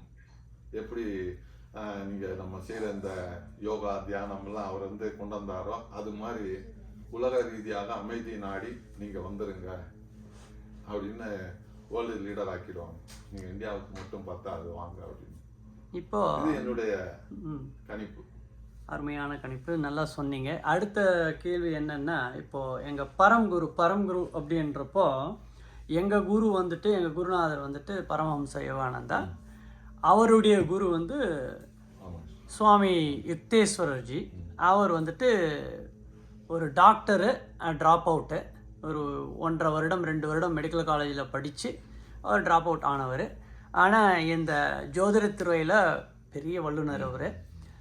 அவருடைய புத்தகங்கள் நாங்கள் படிச்சிருக்கோம். ஆனால் நீங்கள் ஜோதிடம் இல்லை, அவர் வந்து ஆன்மீக ஜோதிடம். அவர் நாங்கள் படிக்கிறது வந்து ஆன்மீக ஜோதிடத்தில் வந்துட்டு அவர் வந்துட்டு இந்த மாதிரி தியானம் பண்ணுற இடத்துல வந்துட்டு ஒரு சிலருக்கு ஒரு சில நோய்கள் வரும், கல்லீரல் நோய் அந்த மாதிரி வர்றப்போ அவர் வந்துட்டு ஒரு சில ரெமிடிஸ், அதாவது வந்துட்டு இது பண்ணால் உனக்கு இது போயிடும். ஏன்னா அவர் சொல்லுவார் முன்னாடியே, இப்போ உனக்கு கல்லீரல் ப்ராப்ளம் வரப்போகுது, அதை 2 மாதத்துக்கு முன்னாடியே சொல்லிடுவார். உனக்கு இந்த பிளானட் அலைன்மெண்ட் இருக்கிறதுனால உனக்கு இது வந்தே தீரும், கிட்னி ப்ராப்ளம் வரும் அல்லது கல்லீரல் ப்ராப்ளம் வரும் அப்படின்னு, இதுக்கு என்ன பண்ணணும் அப்படின்னு முன்னாடியே அவர் வந்துட்டு அதை பண்ணி அவங்களுக்கு வந்துட்டு நிவாரணம் சொல்லிவிடுவார். ஸோ ஒரு எடுத்துக்காட்டு வந்து என்னன்னா, அவர் வந்துட்டு 16வது அத்தியாயத்தில் சொல்லுவார், இவங்களுக்கு வந்துட்டு என்ன 2 கல், நீலக்கல். இப்போ கேள்வி எங்கே வர என்னன்னா, இந்த நீலக்கல் சொல்லுவார் அவர், அந்த கல் வந்து அதுக்கு அந்த பிளானட்டுக்கு பொருந்துது அப்படின்னு. இது இப்போ நீங்கள் எப்படி வந்துட்டு டெஸ்ட் பண்ணுறீங்களோ அந்த மாதிரி எனக்கும் குருதேவே டெஸ்ட் பண்ணலைன்னா, பட் அவர் மேலே இருக்கிற நம்பிக்கையில் வந்துட்டு நான் வந்து பண்ணுறது என்னென்னா, அவர் 25வது அத்தியாயத்தில் எங்களில் வந்துட்டு சொல்லுவார், இவரோட தங்கைக்கு வந்து வியாதி வந்துடும், ரொம்ப படுக்கையே ஆகிடுவாங்க. அவர் ஒரு இந்த ஜோதிட நிலையை தாண்டிய நிலையில் வந்துட்டு அவர் சொல்ல ஆரம்பிப்பார். அந்த நிலை வந்துட்டு அற்புதமான நிலை, அது ஆஸ்ட்ரல் நிலை அப்படின்னு சொல்லக்கூடியது. சூட்சும நிலையில் இருந்து சொல்லக்கூடிய நிலையில் வந்துட்டு அவர் சொல்லுவார், அவங்க தங்கைக்கு என்ன உடம்புல என்ன குறை அவர் இது வரைக்கும் பார்த்ததே கிடையாது. நீங்கள் சொல்கிற மாதிரி அவங்க பேரும் தெரியாது, என்னென்னு தெரியாது. இவங்க தங்கை அப்படின்னு சொல்லுவார். இவங்களுக்கு 2 தோளை முத்து மாலை உடம்புல படுற மாதிரி போடு, 1 மாதத்துல எல்லாமே குணமாயிடும். அவருடைய ஹஸ்பண்ட் வந்துட்டு டாக்டர், அவரே கையை விட்டார். தங்கைக்கு வந்து 2 கால் போயிடுச்சு.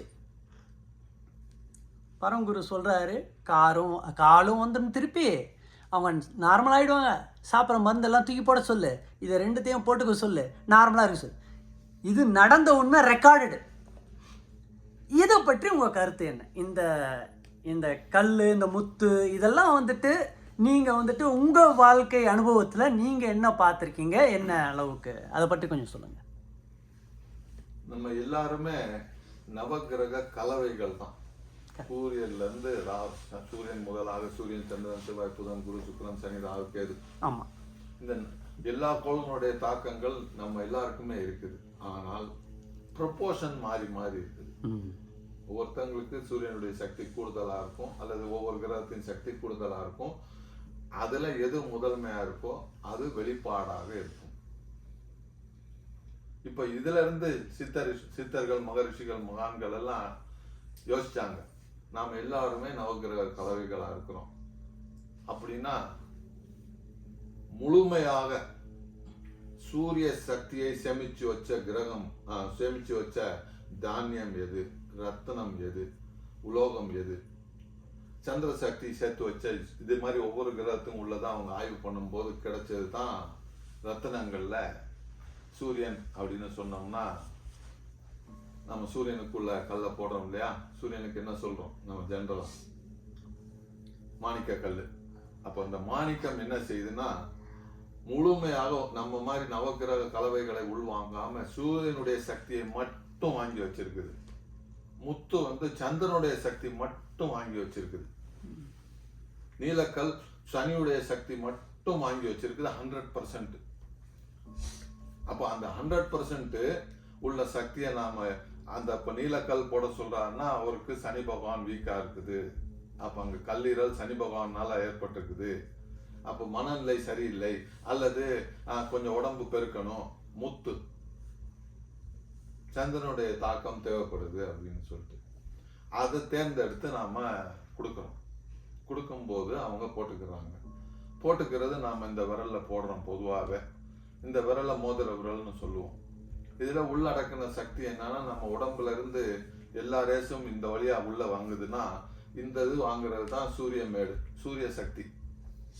இந்த சூரிய சக்தி அப்போ நாம இந்த இதுல போடும்போது தான் எல்லாத்தையும் விட மிக விரைவாக உள்வாங்கக்கூடிய ஒரு விரல். அதனால இந்த விரல்ல போடுங்க மோதிரம்னு சொல்றோம். அந்த மாதிரி போடும்போது நமக்கு எந்த சக்தி தேவைப்படுதோ அந்த சக்திக்கான கல்ல ரத்தினத்தை நாம பயன்படுத்தும் போது மிக விரைவில் நம்ம உடம்பு உள்வாங்குது. அப்ப ஆனா அது ஓப்பன் கட்டிங்கா இருக்கணும். இது ரொம்ப முக்கியம். குருதேவ் வந்து சொல்றது அதுதான். அவர் சொல்லுவார் உடம்புல படணும். அது இதுல வந்து துளையிடாத முத்து சொன்னார்ல, அது அது ரொம்ப அட்வான்ஸ்ட். அவர் சொன்னதுல வந்துட்டு அவர் என்ன சொல்லுவாருன்னா முத்து வந்து துளையிடாத முத்து, துளையிடாத முத்து, அதுவும் 2 தோளான்னுவார். அந்த தோளா மதிப்பு வந்துட்டு அவர் சொல்லியிருப்பாரு.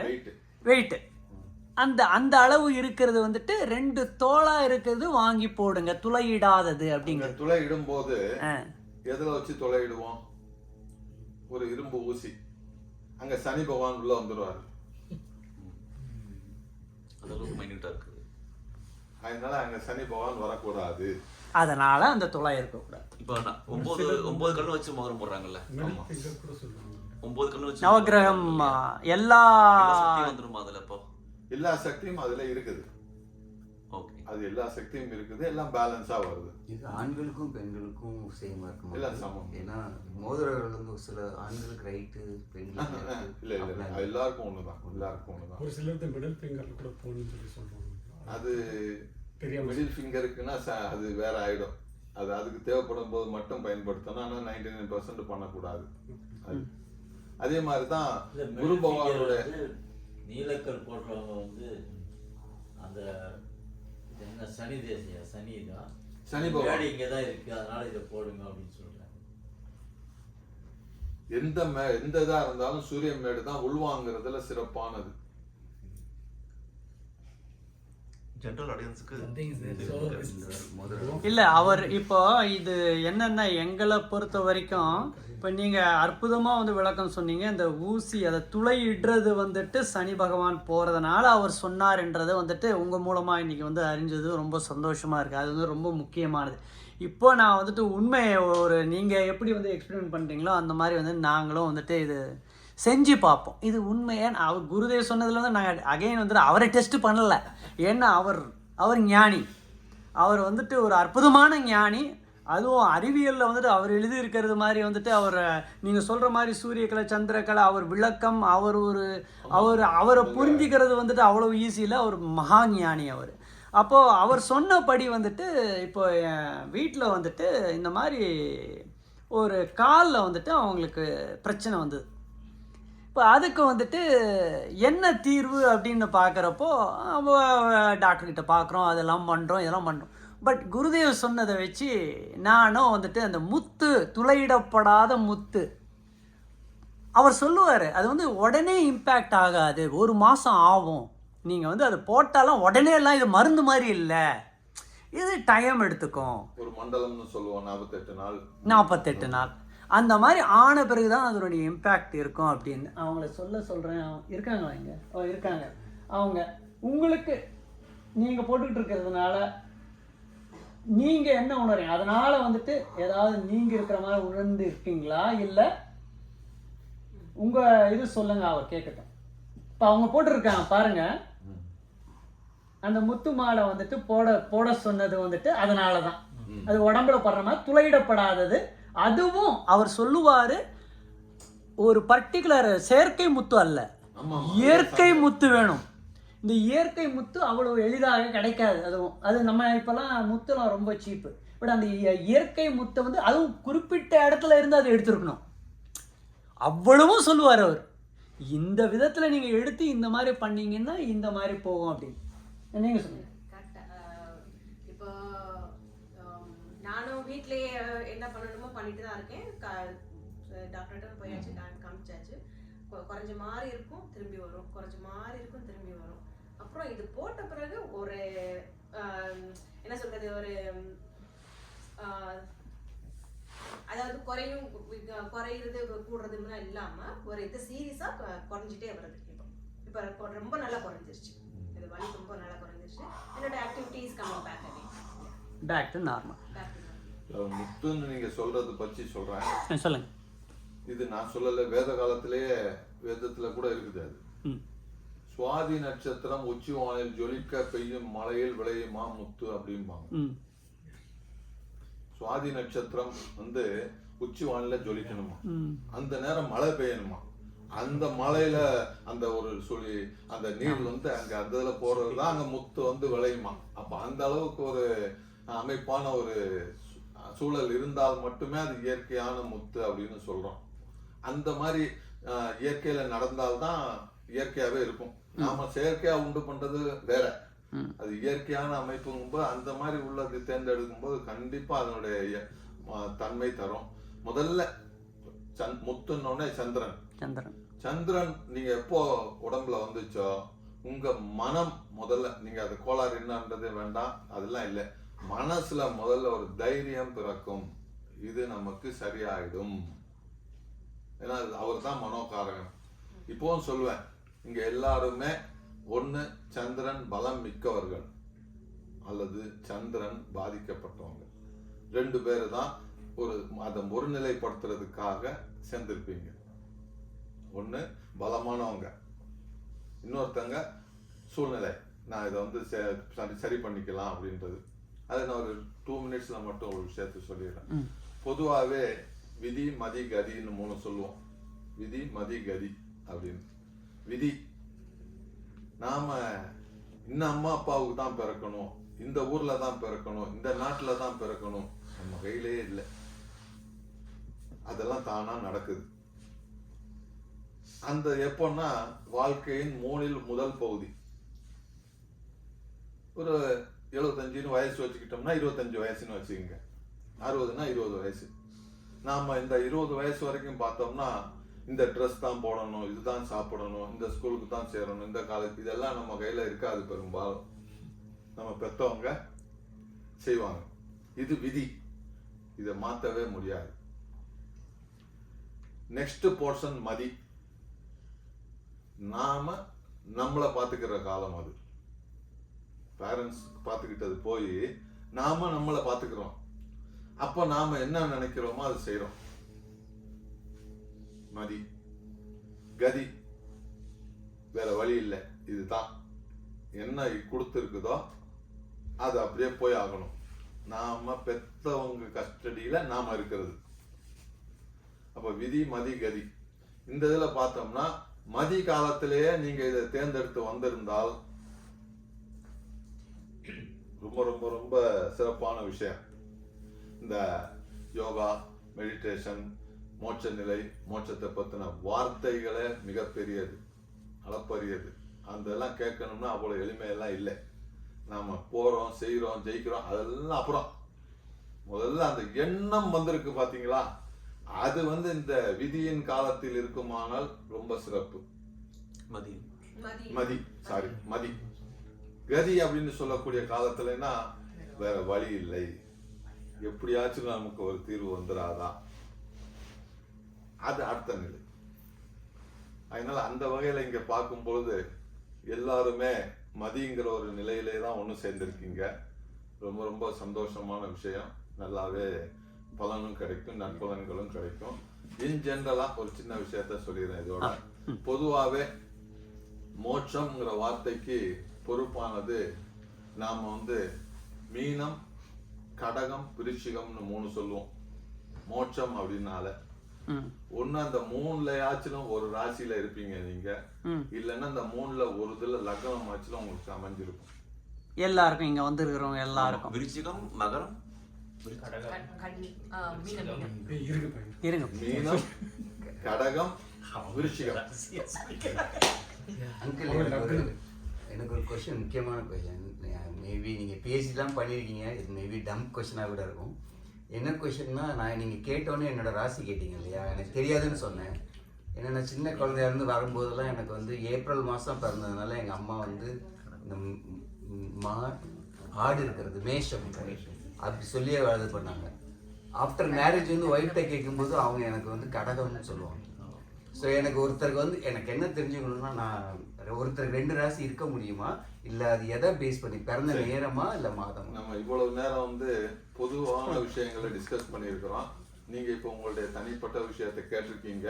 இருந்தாலும் அதுல தனிப்பட்ட விஷயம் இல்லை, பொதுவான விஷயமா எடுத்துக்கிட்டு பதில் சொல்றேன். சொல்லுங்க. 2 பேரும் சொன்னதும் சரி, 2 பேரும் சொன்னதும் சரி. சரி. எப்படி சரி அப்படின்னு பார்த்தோம்னா, நீங்க பிறந்தது ஏப்ரல் மாசம்னு சொன்னனால டேட் ஆஃப் பர்த் சொல்லுங்க. 2ஆம் தேதி. சரி. இந்த ஏப்ரல் மாதம்னால நாம் என்ன செய்வோம்னா, பொதுவா சித்திரை மாசம்னு எடுத்துக்கிடுவாங்க. எப்படின்னா, ஆன் பேஸ்டு ஆன் சன். ஃபாரின்ல பார்க்கக்கூடிய மெத்தட் எல்லாமே சன் பேஸ், சூரிய வழி, சூரியனை மையமா வச்சு அதைத்தான் சைன் அப்படின்னு சொல்லுவோம். அதனால உங்களுக்கு வந்து அதை வச்சு சொல்லியிருப்பாங்க, நீங்க வந்து மேஷம் அப்படின்னு சொல்லிட்டு. சின்ன வயசுல அம்மா அப்படிதான் சொல்லுவாங்க. ஆமா. ஆனால் நீங்க நம்ம ஏன்சியன்ட் நம்ம இந்தியன் அஸ்ட்ராலஜி பிரகாரம் நீங்க கணிப்பு பண்ணோம்னா, பை பெர்த்ல நீங்க பிறந்தது கடகமாக இருக்கலாம்.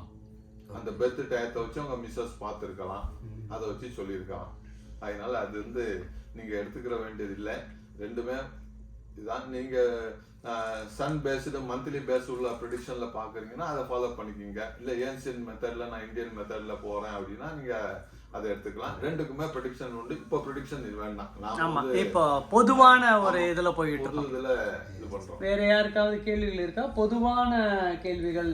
இப்போ யூஎஸ்ல வந்து ஒரு பிரிக் பஞ்சாங்கன்னு பார்க்குறாங்க. இங்க இருக்கிற டைமிங் இப்போ வந்து ஏகாதசி இங்க முதல் நாள் வருது, இந்தியாவில் வேற நாள் வருது. அது வந்து இந்த 24 கேப்ஸுங்கிறதுனால அந்த மாதிரி வருதா, இல்லை அந்த பஞ்சாங்கம் பார்க்குற முறையே மாறுதா? ஆக்சுவலா திரிக் பஞ்சாங்கம் ரொம்ப நல்லா இருக்குது, நல்ல பஞ்சாங்கமா இருக்குது, சூப்பராகவும் இருக்குது, வித் டேலைட் சேவிங்கோட இருக்குது. அதுதான் மெயின் பாயிண்ட். வந்து டேலைட் சேவிங் இருக்கணும். அது நிறைய ஆப்ல காணும். இந்த 3க்குள்ள நானும் பார்க்குறேன் இருக்குது.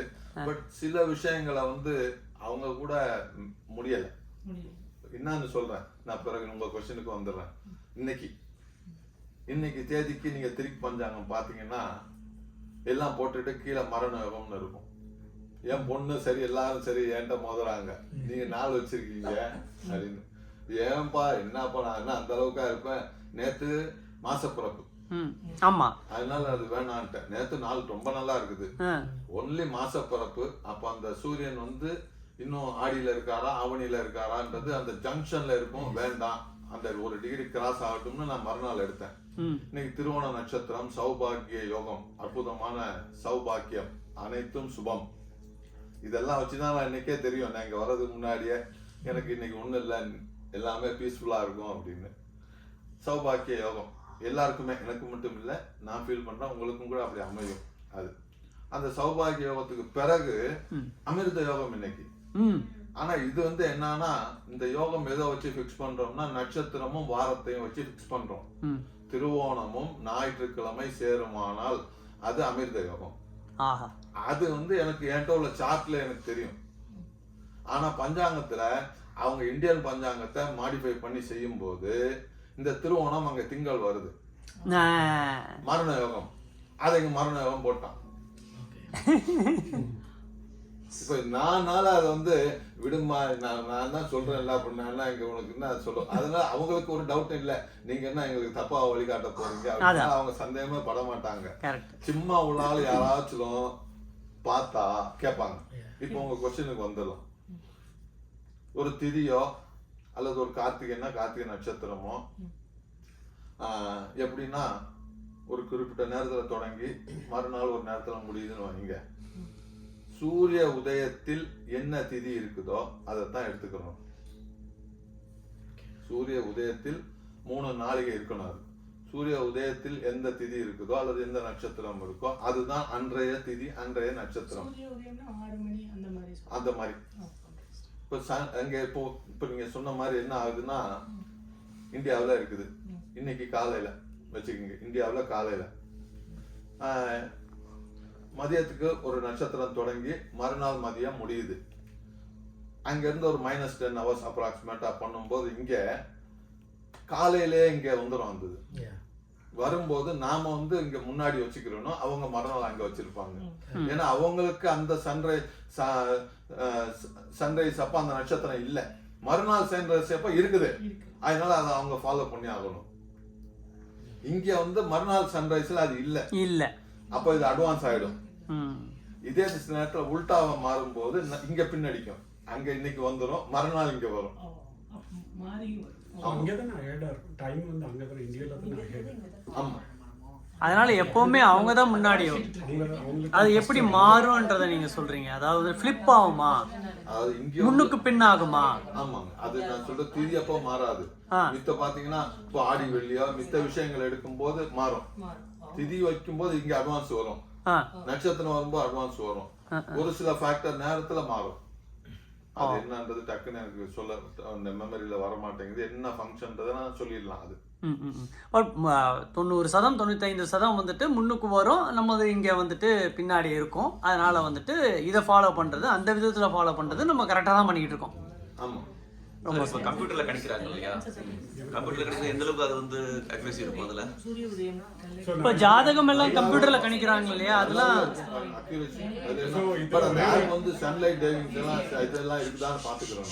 ஓகே, சன்லைட் சேவிங் எல்லாம் கரெக்டானதான்னு தெரியும். தீபாவளியும் அதே மாதிரி தானே வரும், எல்லா ஃபங்க்ஷனும் அந்த மாதிரி. ஆமா, அதுதான்ப்பா. அது என்னம்மா, தீபாவளி வந்து நமக்கு அங்க நைட்டு தானே முக்கியத்துவம். ஆமா, அப்ப அந்த நைட்டு எங்க வருதோ அதை பொறுத்தது. சதுர்த்தசி திதி விடிய காலையில சதுர்த்தசி திதி இருக்கணும், கொஞ்ச நேரம் கழிச்சு அன்னைக்கு டேட்டுக்குள்ள அமாவாசையும் வந்துடணும். இப்படி இதெல்லாம் எங்களுக்கு பார்க்க தெரியாது. நீங்க கேக்குறதுனால நான் சொல்ல வேண்டியது. இல்லம்மா, திருப்பஞ்சாங்கம் so far better. No, அது இல்ல. அது தப்பு. அதுதானே, அதனால தானே நாங்க வந்துட்டு ஆல்வேஸ் வி ஃபாலோ இந்த அட்லாண்டா டைம்ல என்ன போட்டிருக்கோ அதை ஃபாலோ பண்ணிட்டு இருக்கோம். அதனால தான் வந்துட்டு அது ரெப்பெட்டிட்டிவ். ரெஃபர் பண்ணக்கூடாது. ஆமா, இந்தியாவே ரெஃபர் பண்ணக்கூடாது. அதே மாதிரி பெர்த் சார்ட் இங்க பிறந்தா இந்தியன் டைம் கன்வெர்ட் பண்ணி ஜாதகம் கணிக்கிறது 100% தப்பு. அதுவும் தப்பு, 100% தப்பு, சந்தேகமே இல்லை. அவங்க வந்து அந்த லாங்கிடியூட் லாட்டிடியூட் அதெல்லாம் பார்த்து. ஆமா, அங்க லாங்கிடியூட் லாட்டிடியூட் பார்த்து சன்ரைஸ் பார்க்கணும். அதே மாதிரி டே லைட் சேவிங்ஸ் எல்லாம் பார்த்து அந்தந்த ஊருக்கு பிரகாரம் கணிக்கிறது தான் சரி.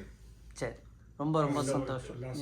கேட்டுருங்க. இந்த கம்ப்யூட்டர்ல ஜாதகம் அவர் கேட்டது எனக்கும் அதான் I want to also ask about it. So இந்த ராசி நட்சத்திரம் வந்து நமக்கு ஜாதகத்துல பார்க்கும்போது என்ன இருக்குமோ கம்ப்யூட்டர்ல பார்க்கும்போது அதே தான் வருமா? நீங்க எங்க பிறந்தீங்களோ, எந்த நேரத்துல பிறந்தீங்களோ, எந்த இடத்துல போட்டீங்க, அது எல்லா இன்ஃபர்மேஷன் அப்படியே போட்டீங்கன்னா அதான் வரும். நீங்க சொல்லுங்க. ஏன்னா எனக்கு பாத்தி வந்திருக்கு, அதனால தான் கேக்குறேன். ஓ, நான் சொல்றேன். அப்ப டைம் டே லைட் அவர் சொல்றது. அது மட்டும் இல்ல, அவர் இந்தியால தானே பிறந்திருக்காரு. ஆமா, இந்தியா அப்ப டே லைட் கிடையாது. அதனால அதெல்லாம் இல்ல. 2 பஞ்சாங்கம், வாக்கிய பஞ்சாங்கம், திருக்கணித பஞ்சாங்கம். நாம வந்து சவுத் தமிழ்நாடு வரைக்கும் இந்த 2 உண்டு. Other than all over the world only திருக்கணிதம். இதே இது நீங்க வந்து எங்க பாஷையில போயிடுவோம், அது ரிஸ்க் ஆகும். இங்கிலீஷ் மெத்தடுக்கு போனீங்கன்னா எபிமரிஸ், சாயனம் நிராயணம்னு சொல்லுவோம். அது நம்ம இந்தியாவில் சாயனம் -23 டிகிரி போட்டு செய்வோம். இங்க வந்து இது செய்யாம செய்வாங்க, அது வந்து எபிமரிஸ். சரிங்களா? அது இப்போ வேண்டாம். நமக்கு உள்ள ஏன்சியன்ட் மெத்தட்ல வாக்கியம் திருக்கணிதம். இந்த சாஃப்ட்வேர்ல நிறைய 99% திருக்கணிதம் தான். அதுதான் 200% அக்யூரசி வாக்கியத்தை விட. இதெல்லாம் எங்க யூனிவர்சிட்டியில 2மே சொல்லி தருவோம். நிறைய ஃபைட்டிங் கொஸ்டின் இதாக தான் இருக்கும். சார் 2ல எது ரைட்டு எது தப்பு? உடனே ஒரு கோஷம் எந்திரிச்சு வாக்கியம் தான் அப்படிம்பாங்க, இன்னொரு கோஷம் எடுத்து திருக்கணிதம் தான். ஆனா எங்களுடைய படிப்பு பிரகாரம் பார்க்கும் பொழுது திருக்கணிதம் தான். பட் எனக்கு வந்து அப்போ எழுதும்போது அந்த டைம் பார்த்து அந்த எல்லாமே பார்த்து தான் கரெக்டாக எழுதியிருக்கேன். ஆமாங்க, அதான் சொல்லிடுறேன். நீ பார்த்து எழுதியிருப்பாங்க, கரெக்டானு சொல்லாதீங்க, பார்த்து எழுதியிருப்பாங்க. அது என்ன ஆகும்னா, இப்ப இன்னைக்குமே டெய்லி எடுத்தோம்னா சில நேரங்கள்ல 2 பஞ்சாங்கத்திலயும் ஒரே நேரத்துல நட்சத்திரம் முடியும். ஒரு நேரம் 4 மணி நேரம் 3 மணி நேரம் மேக்சிமம் 6 மணி நேரம் டிஃபரெண்ட் வரும். இங்க வந்து 2:30 மணிக்கு கார்த்திகை முடியுதும்மா, இன்னொரு பஞ்சாங்கத்துல காலையிலே 7 மணிக்கு கார்த்திகை முடிஞ்சிருச்சும்மா. அப்போன்னா அந்த டிஃபரெண்ட் வரும். அந்த கேப்ல பிறந்து நீங்க வாக்கியத்துக்கு போயிருந்தீங்கன்னா கார்த்திகைன்னு இருப்பாங்க, திருக்கணிதத்துக்கு போனா ரோகிணின்றோம். திருக்கணிதம் தான். அதே மாதிரிதான் லக்னமும். அந்த காலத்துல இப்ப நீங்க அப்பதான் நீங்க கரெக்ட்னு சொல்லாதீங்கன்னு சொன்ன காரணம் லக்னம்னு சொல்லுவோம். அது வந்து ஒவ்வொரு லாட்டிடியூட்டுக்கும் கணிக்கிறது திருக்கணிதம். தமிழ்நாட்டுக்கு உள்ள 9 டிகிரில சிறந்து 13 டிகிரிஸ் ஆவரேஜ் பண்ணி கணிக்கிறது வாக்கியம். நம்மளோட புரோகிதர்கள் அனைத்தும் இப்ப இல்லை, அப்படித்தான் செஞ்சிருக்காங்க. மேபி அதனால தான் எனக்கு 2 ராசி சொல்றேன். அதுதான் முடிச்சாச்சு. அப்போதான் சமயத்துல நட்சத்திரம் மாறும், ராசியா மாறும், லக்னமும் மாறும், மண்டை காஞ்சிரும், வந்துருவாங்க. என்னடா என்ன இந்த படிக்கிற பசங்க, படிச்ச பசங்க கண்டிப்பா போட்டு பாக்குறாங்க, நேரம் ஓடி வருவாங்க. சார் இத்தனை வருஷம் நான் கோவில்ல இது சொல்லித்தான் சார் அர்ச்சனையே பண்ணியிருக்கேன், இன்னைக்கு நான் கம்ப்யூட்டர்ல வர அது வேற வருது. சரின்னு அவன் சொன்னா ஒத்துக்குருவான். அம்மா அப்பா இத்தனை நாள் இதை வச்சுதானே கும்பிடுறோம், அதெல்லாம் போயிருப்பல, வேணாம் நீ அதே வச்சுக்கோ. இல்ல கம்ப்யூட்டர்ன்றது வந்து நம்ம கொடுக்குற டேட்டா தானே அது. அதான் பர்த் டைம் பட் கால்குலேஷன் இல்ல அதாவது உங்க ஜாதகத்துலயும் அதே பெர்த் டைம் இருக்குது, அதே பெர்த் டைம் நீங்க அதெல்லாம் கொடுக்குறீங்க. அப்படிங்கும் போது மாறும் சமயத்துல அது இந்த மாதிரி சில இதெல்லாம் இருக்குங்க. அதே மாதிரி வந்து நம்ம இதுல பழக்கத்துல என்ன ஆயிடுச்சுன்னா, நம்ம யாரையும் குறை சொல்லல, ஆண் காலம் பெண் காலம்னு வச்சிருக்காங்க, அது தப்பு. முந்தி வந்து 13 நிமிஷம் ஆண் தான் பிறப்பாங்க, 13 நிமிஷம் பெண் தான் பிறப்பாங்கன்னு ஒரு கொள்கையை வச்சுக்கிட்டு நாம 6:12 கொடுத்தாலும் இந்த நேரத்துல பிறந்தா பெண் குழந்தையா 6:18 தான் அவரை திருத்திக்குவார், நம்மகிட்ட சொல்லவே மாட்டார். ஓஹோ, இதெல்லாம் செஞ்சிருக்காங்க. இப்போ அதெல்லாம் ஏத்துக்கிறதே இல்லை. சயின்ஸ் தான். நீ என்ன வருதோ அதை சொல்லு. பெண் காலத்துல பிறந்து இருக்குன்னா ஆண் மகனாக பிறந்து பெண் குணம் அவன்கிட்ட கூட இருக்கும்னு சொல்லு. அற்புதம். இப்ப ஜெயலலிதா அம்மா ஜாதகமே நான் ஈஸியாவே சொல்லுவேன்னு, அவளும் ஆண் குணம் வரும், அடிச்சு தள்ளிடுவாங்க. பேசிக் நாலேஜ் தெரிஞ்சாலே அது ப்ரெடிக்ஷனா மாத்திடலாம், அப்படி இருக்கும் அவங்க ஜாதகம் பார்த்தா. அந்த மாதிரி நான் கேலியார் கிளாஸ்ல சொல்லுவோம், வீட்டுல மீனாட்சி ஆச்சியா சிதம்பரம் ஆச்சியான்னு சொல்லிடலாம் பாவடி. அந்த மாதிரி அதே மாதிரி ஆஸ்பத்திரியில வந்து பிறக்கிற நேரத்துக்கு தகுந்த மாதிரி டெலிவரி பண்றாங்கன்றாங்க, அது என்ன அதை பத்தி? அது இயற்கை அப்படி அமைஞ்சா தாங்க செய்ய முடியுது. புரியுது, சர்ஜரி C-section பண்றாங்க இல்லையா? ஆமா, அது பண்ணும்போது என்கிட்ட வந்து டைம் கேட்பாங்க. நான் அரௌண்ட் த கிளாக் ஒரு வேகமா அது பழக்கனால போயிடுவோம். கிடுக்கிடுக்குன்னு போனா எது வந்து இந்த குழந்தை நல்லா இருக்கும், எது சக்சஸா வரும், எது சூப்பரா வரும், அன்னைக்கு உள்ளதுல லெவல் பெஸ்ட் எது அப்படின்னு தேர்ந்தெடுத்து கொடுக்கத்தான் செய்யறோம். எனக்கு தெரிஞ்சு 10 பேருக்கு கொடுத்தா 2-3 பேருக்கு தான் ஆகும். அது ஒண்ணு இயற்கையை முந்திக்கிறோம், அவங்க வேற வழி இல்லாம போயிடுவாங்க. டாக்டர்ஸ் இந்த டைம்ல என்னால முடியாதுன்றாங்க, அப்படின்னு சில பேர் போயிடுவாங்க. பிறகு ஏதோ ஒரு சூழ்நிலை காரணமாக மாறிடும். பார்த்தா எனக்கு தெரிஞ்சு 10 பேர்ல 2-3 பேருக்கு தான் நடக்கும். நடக்கணும்னு விதி இருந்தால் மட்டும் அது நடக்கும். அற்புதம். நீங்க ஒருத்தர் பண்ற கர்ம பலன்கள்னால இன்னொருத்தருக்கு அது இம்பாக்ட் இருக்காதுன்னு சொன்னீங்க. பட் பொதுவா வந்துட்டு நீ பண்ற பாவம் தான் உன் பிள்ளைக்கு போகும், இல்ல உங்க அப்பா அம்மா பண்ண பாவம் தான் உனக்கு வருது, அந்த மாதிரி எல்லாம் நிறைய சொல்லுவாங்க. பட் அது இல்லைன்னு சொல்லிடுறீங்களா? அப்படி சொல்லல, அது இருக்கத்தான் செய்யும். ஒரு பகுதி உங்களோட இது சேர்ந்துக்கிட்டு அது கொஞ்சோண்டு அதில் இருக்கும் ஒரு போர்ஷன். என்னன்னா நீங்க பிளட் ரிலேஷன்ல சொல்றீங்க. இப்போ நீங்க நம்ம அப்போதே சொன்னது, ஒரு ஒரு வெளியில இருந்து ஒரு பொண்ணுனால இந்த வீடு பாதிப்பு வருமா அப்படின்றதான் கேள்வி. அந்த மேட்டரா இருந்துச்சு. அப்ப பாருங்களா, ஒரு மருமகனால மாமனாருக்கோ மாமியாருக்கோ பிரச்சனை வரணும்னு சொன்னா பாசிபிலிட்டின்னு பார்த்தோம்னா முதல்ல தன்னால வரணும்.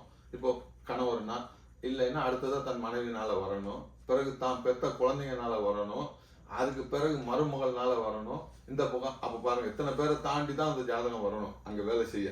அப்போ அங்கேயே பாசிபிலிட்டி அதோடைய இதெல்லாம் குறைஞ்சிரும். நீங்கள் சொல்றது அப்பா வழி மகன், மகன் வழி பேரன் அப்படின்னு போகும்போது அப்பா செஞ்சு வச்ச நல்லதை யார் அனுபவிக்கிறாங்க? ஆட்டோமேட்டிக்காக அப்போ கேட்டதும் வந்துடும். நல்லது வருதுன்னா கெட்டதும் வரும். அதுதான் டிவாலிட்டி, இருமையினுடைய இயல்பு. அதுவுமே உங்க ஜாதகத்துல கர்ம பாவத்தை வச்சே சொல்லிடத்தானே செய்யறோம். அப்பாவோட அண்டர்ஸ்டாண்டிங் இல்லை. இது வந்து நம்ம பித்ரு தோஷம்னு சொல்லுவாங்க. அந்த வார்த்தை தவறு. முன்ஜென்ம தோஷம். அப்படி போடுங்க, அவ்வளவுதான் முடிஞ்சது. முன்ஜென்ம தோஷம் அம்மா அப்பாவுக்கு செஞ்சு வச்ச வந்து பாதிக்குது, தவறு. நாம முன்ஜென்மத்துல செஞ்சு வச்ச இதை இப்ப அனுபவிக்கிறோம். சரி, இப்போ வந்து எல்லாரும் வந்து இங்கே வந்து மெடிடேஷன் கிளாஸில் இருக்கோம். எல்லாருக்கும் ஒரு கோல் என்னன்னா வந்து இறைவனோட வந்து இரண்டராக கலக்கிறது தான். ஆக்சுவலாக இறைவனோட வந்து இறைவனுடைய திருவடிகள் அவங்களோட கலக்கிறது தான் இப்போ எல்லாருக்கும் வந்து ஒரு காமன் கோலாக இருக்குது. ஆக்சுவலாக இப்போ ஜோதிடம் முறையில் வந்து ஏதாவது டிப்ஸ் இருக்கா எங்களுக்கு? அதாவது டிப்ஸ் நீங்க சொன்னீங்க டக்குன்னு ஒரு பட்டனை அழுத்தி விட்டோம் வச்சுக்கோங்களேன், நேர சிவபெருமான் தலையில போய் உட்காந்துரும் அப்படின்ற. காலையில வந்து 3 to 6 பண்ணலாம் சொன்னீங்க. ஒரு ஜாதகம் பார்த்தா இது மோட்ச ஜாதகம் அப்படின்னு சொல்லுவாங்க இல்லையா? சோ அந்த மாதிரிலாம் சொல்ல முடியுமா? சோ அப்ப அவங்களுக்கு பிறப்பு இல்லையா? அப்போ சொல்லலாம். அப்போ வந்து என்னென்ன அற்புதமான என்னென்ன ஜாதகத்துக்கு அப்ப சொல்லுவீங்க? அது சூப்பர் கேள்வி. பொதுவா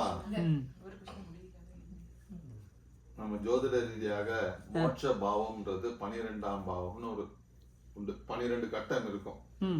லானா எங்க போட்டுக்கோ அதான் முதல் கட்டம். அதுல உள்ள லக்னம் அங்க முதலாக 12வது கட்டம். அங்க குரு பகவான் நிக்கணும், அல்லது குரு வீட்டுல கேது நிக்கணும். அப்படி நின்று அதுவும் கேது நிக்கிறது தான் ரொம்ப விசேஷம். அப்படி நிற்குமானால் அடுத்த ஜென்மம் கிடையாது. ஒண்ணு. 2, இப்ப பிராக்டிக்கலா பாருங்களேன், எப்போ நமக்கு விடுதலை கிடைக்கும் அப்படின்னா நம்முடைய பின்தொடர்ச்சி இல்லைன்னா விடுதலை கிடைக்கும். குழந்தை இல்லாதவங்களுக்கும் அடுத்த ஜென்மம் இல்லை ஒரு சிந்தனை. கல்யாணம் ஆகலைனாலும் அடுத்த ஜென்மம் இல்லைன்னு சொல்றாங்க. ஆமா, அதாவது அடுத்த நமக்கு எக்ஸ்டென்ஷன் இல்லை அப்படின்றத எடுத்துக்கிறோம். அந்த மாதிரி அதனால அந்த மாதிரி உள்ளது எடுத்துக்கலாம். அதனால எனக்கு 12ல கேது இருக்குது, நான் மோட்சத்துக்கு போவேன்னு சேட்டையை செஞ்சா அதுக்கு பொறுப்பு. சோ அப்ப கல்யாணம் ஆனவங்களுக்கு எல்லாமே இன்னொரு பிறப்பு இருந்தே ஆகுமா? இல்ல அவங்களுக்கு ஜாதகப்படி கல்யாணம் ஆகி குழந்தைகள் இருந்தும் நான் சொல்ற மாதிரி ஜோதிட விதிகள் அமைப்பு இருக்குமா? ஆனால் அவர்களும் மோட்சம் அடைவார்கள். சொன்னேன் பாத்தீங்களா, கடகம், விருச்சிகம், மீனம், இந்த 3 பேருமே ஒரு குறிப்பிட்ட லெவல் தாண்டும் போது பற்றுதல் இயற்கையாக குறையும். பற்றுதல் இயற்கையாக குறையும். வாழ்க்கையில இருக்க பற்று சொல்றேன் எல்லாம் அவ்வளவுதான். நர்மதா விருச்சிகம் கிடைக்குமா? இல்ல கிடைக்குமா? கிடைக்கட்டும். கிடைக்கலையா? கிடைக்கல. இல்ல கிடைச்சே ஆகுமா? அது வந்து நம்ம சுபாவமா இருக்குமா? ஆமா. இல்ல அவங்க என்ன பண்ணாலும் பண்ணாட்டியும், அவங்க யோகம் பண்ணாலும் பண்ணாட்டியும், தியானம் பண்ணாலும் பண்ணாட்டியும் பாக்கலாம். அந்த மாதிரி இதெல்லாம் வந்து ஒரு ஃபேக்டர், ஒரு ஃபேக்டர், பொதுவான ஒரு இது. It is not a decision. இந்த மாதிரி பல ஃபேக்டர் நாங்க ஜோசியம் பார்க்கும்போது அது அப்புறம் தான் முடிவுக்கு போக முடியும். நீங்க கேட்கறது சிம்பிளா இங்க உள்ளது நான் சொல்றப்போ இந்த 3மே மோட்ச தத்துவ ராசிகள். அப்ப இந்த மோட்சத்தை நோக்கி போறதுனால இவங்க இந்த ராசிக்காரங்க கொஞ்சம் ஈஸியா அவங்க இது மைண்ட்ல வர முடியும். அதனால இந்த 3 கடகம், விருச்சிகம், மீனம், இந்த 3 லக்னமோ ராசியாகவோ அமைய பெற்ற ஜாதகங்கள் மோட்சத்துக்கு போறது இயற்கையா அவங்களுக்கு சப்போர்ட் பண்ணுன்றது கருத்து. அற்புதமான கேள்வி, இது அற்புதமான பதில். ஏன்னா இது இந்த ஜோதிடமும் ஆன்மீகமும் இது வந்து ஏன்னா நாங்கள் பரம்குரு சொன்னதுனால வந்துட்டு இதை வந்துட்டு நாங்கள் எப்படி எந்த முறையில் நாம் வந்து பயன்படுத்திக்கிட்டோன்னா ஆன்மீக வளர்ச்சி அதீதமாக இருக்கும் அப்படிங்கிறதுல தான் வந்துட்டு நாங்கள் இந்த நோக்கத்தில் தான் உங்களுடைய பதிவை இங்கே வந்துட்டு ஏற்றுக்கிட்டு நாங்கள் பார்த்துக்கிட்டு இருக்கோம், கேட்டுக்கிட்டு இருக்கோம் உங்ககிட்ட இருந்து. அதனால் வந்துட்டு இது ரொம்ப ஹெல்ப்ஃபுல்லாக இருந்திருக்கும்னு நினைக்கிறேன். எல்லாருக்குமே இருக்கா கொஸ்டின் இருக்கா? பட்டன் அழுத்தினா அது வேணுமா? கடைசி கேள்வி பட்டனாக எடுத்துக்கலாம். அது என்னோட நான் என்ன கேட்குறேன்னா, இப்போ இந்த ஆன்மீக துறையில வந்து இந்த ஜோதிடம் வந்து எப்படி உறுதுணையா இருக்குன்னு கேட்குறேன் நான். எப்படி வந்து ஹெல்ப் பண்ணி கொண்டு போகலாம்? இதுவும் வந்து ஒரு பாசிபிலிட்டி இருக்கு அல்லது தேவையே இல்லையா? அது இயற்கை சக்தியோட ஒன்று போகணும். அதை நான் ஆரம்பத்துல சொல்றேன். அதை வந்து நமக்கு ஈஸியா ஃபாஸ்டிங் அண்ட் ஃபிஸ்டிங்னு வச்சிருக்காங்க நிறைய ஃபங்க்ஷன்ஸ். அதுல உள்ள ஃபாஸ்டிங் ஃபங்க்ஷன் எல்லாம் எடுங்க, அதுல கவனம் செலுத்துங்க.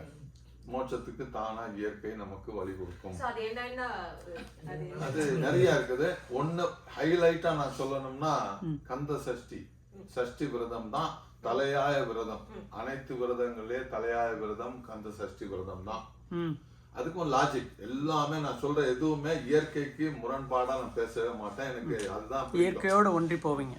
அது என்னுடைய ஸ்டைல் ஆஃப் டீச்சிங்லயே நான் அதை ஃபாலோ பண்ணுவேன். சூரிய சந்திர சக்தி ஐப்பசி மாதம் அப்படின்னா நாம வந்து பொதுவா அடைமலை அப்படிம்போம். அதாவது 12 மாசங்களே சன் ரேஸ் வீக் ஆகக்கூடிய மாசம் அது. நம்ம கண்ணுக்கு வேணா தெரியலாம், பட் ரேஸ் வந்து வீக். சரிங்களா? அப்படி வீக் ஆகும்போது சந்திரனுடைய ரேஸும் வீக் ஆகுது. என்னைக்கு இருந்துன்னா தீபாவளியில இருந்து. அதனால அந்த அந்த ஒரு வாரம் 6 நாள் கடந்து 7வது நாள் சந்திரன் மட்டும் முதல்ல பலம் ஆகுறாரு. சோ சந்திரன் பலம் கிடைச்சா கூட போதும். அந்த 6 நாள்ல நிறைய சாப்பிடாதீங்க, விருந்து உபச்சாரங்கள் வேண்டாம், அந்த மாதிரி ஒரு சில விஷயங்களை வச்சிருக்கிறாங்க. அப்போ என்னன்னா சஷ்டி விரதம்னு சொல்றோம் இல்லையா, சஷ்டியில் இருந்தால் அகப்பையில் வரும் அப்படிம்பாங்க. அப்படின்னா நாம அந்த 6 நாள் விரதம் இருக்கும்போது நம்முடைய இறைப்பையில் இருக்கக்கூடிய அனைத்து விஷங்களும் வெளியேறுமா. ஏன்னா அங்க இயற்கை சக்தி இல்லை, நமக்கு சூரிய சந்திர சக்தி இல்லை. அதே கான்செப்ட் வேற மாதிரியா நான் சிவராத்திரியில இருந்துச்சு. இங்க வந்து 2 சக்தி பலம் விளக்குது.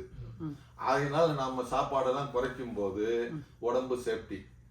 நாம விருந்து உபச்சாரம்னு வச்சு ஒரு வெட்டினோம்னா எந்த ஃபங்க்ஷனுக்கும் இல்லாத விஷயம் தீபாவளி ஃபங்க்ஷனுக்கு ஒண்ணு உண்டு. என்னது யோசிச்சோம்னா மருந்து. தீபாவளி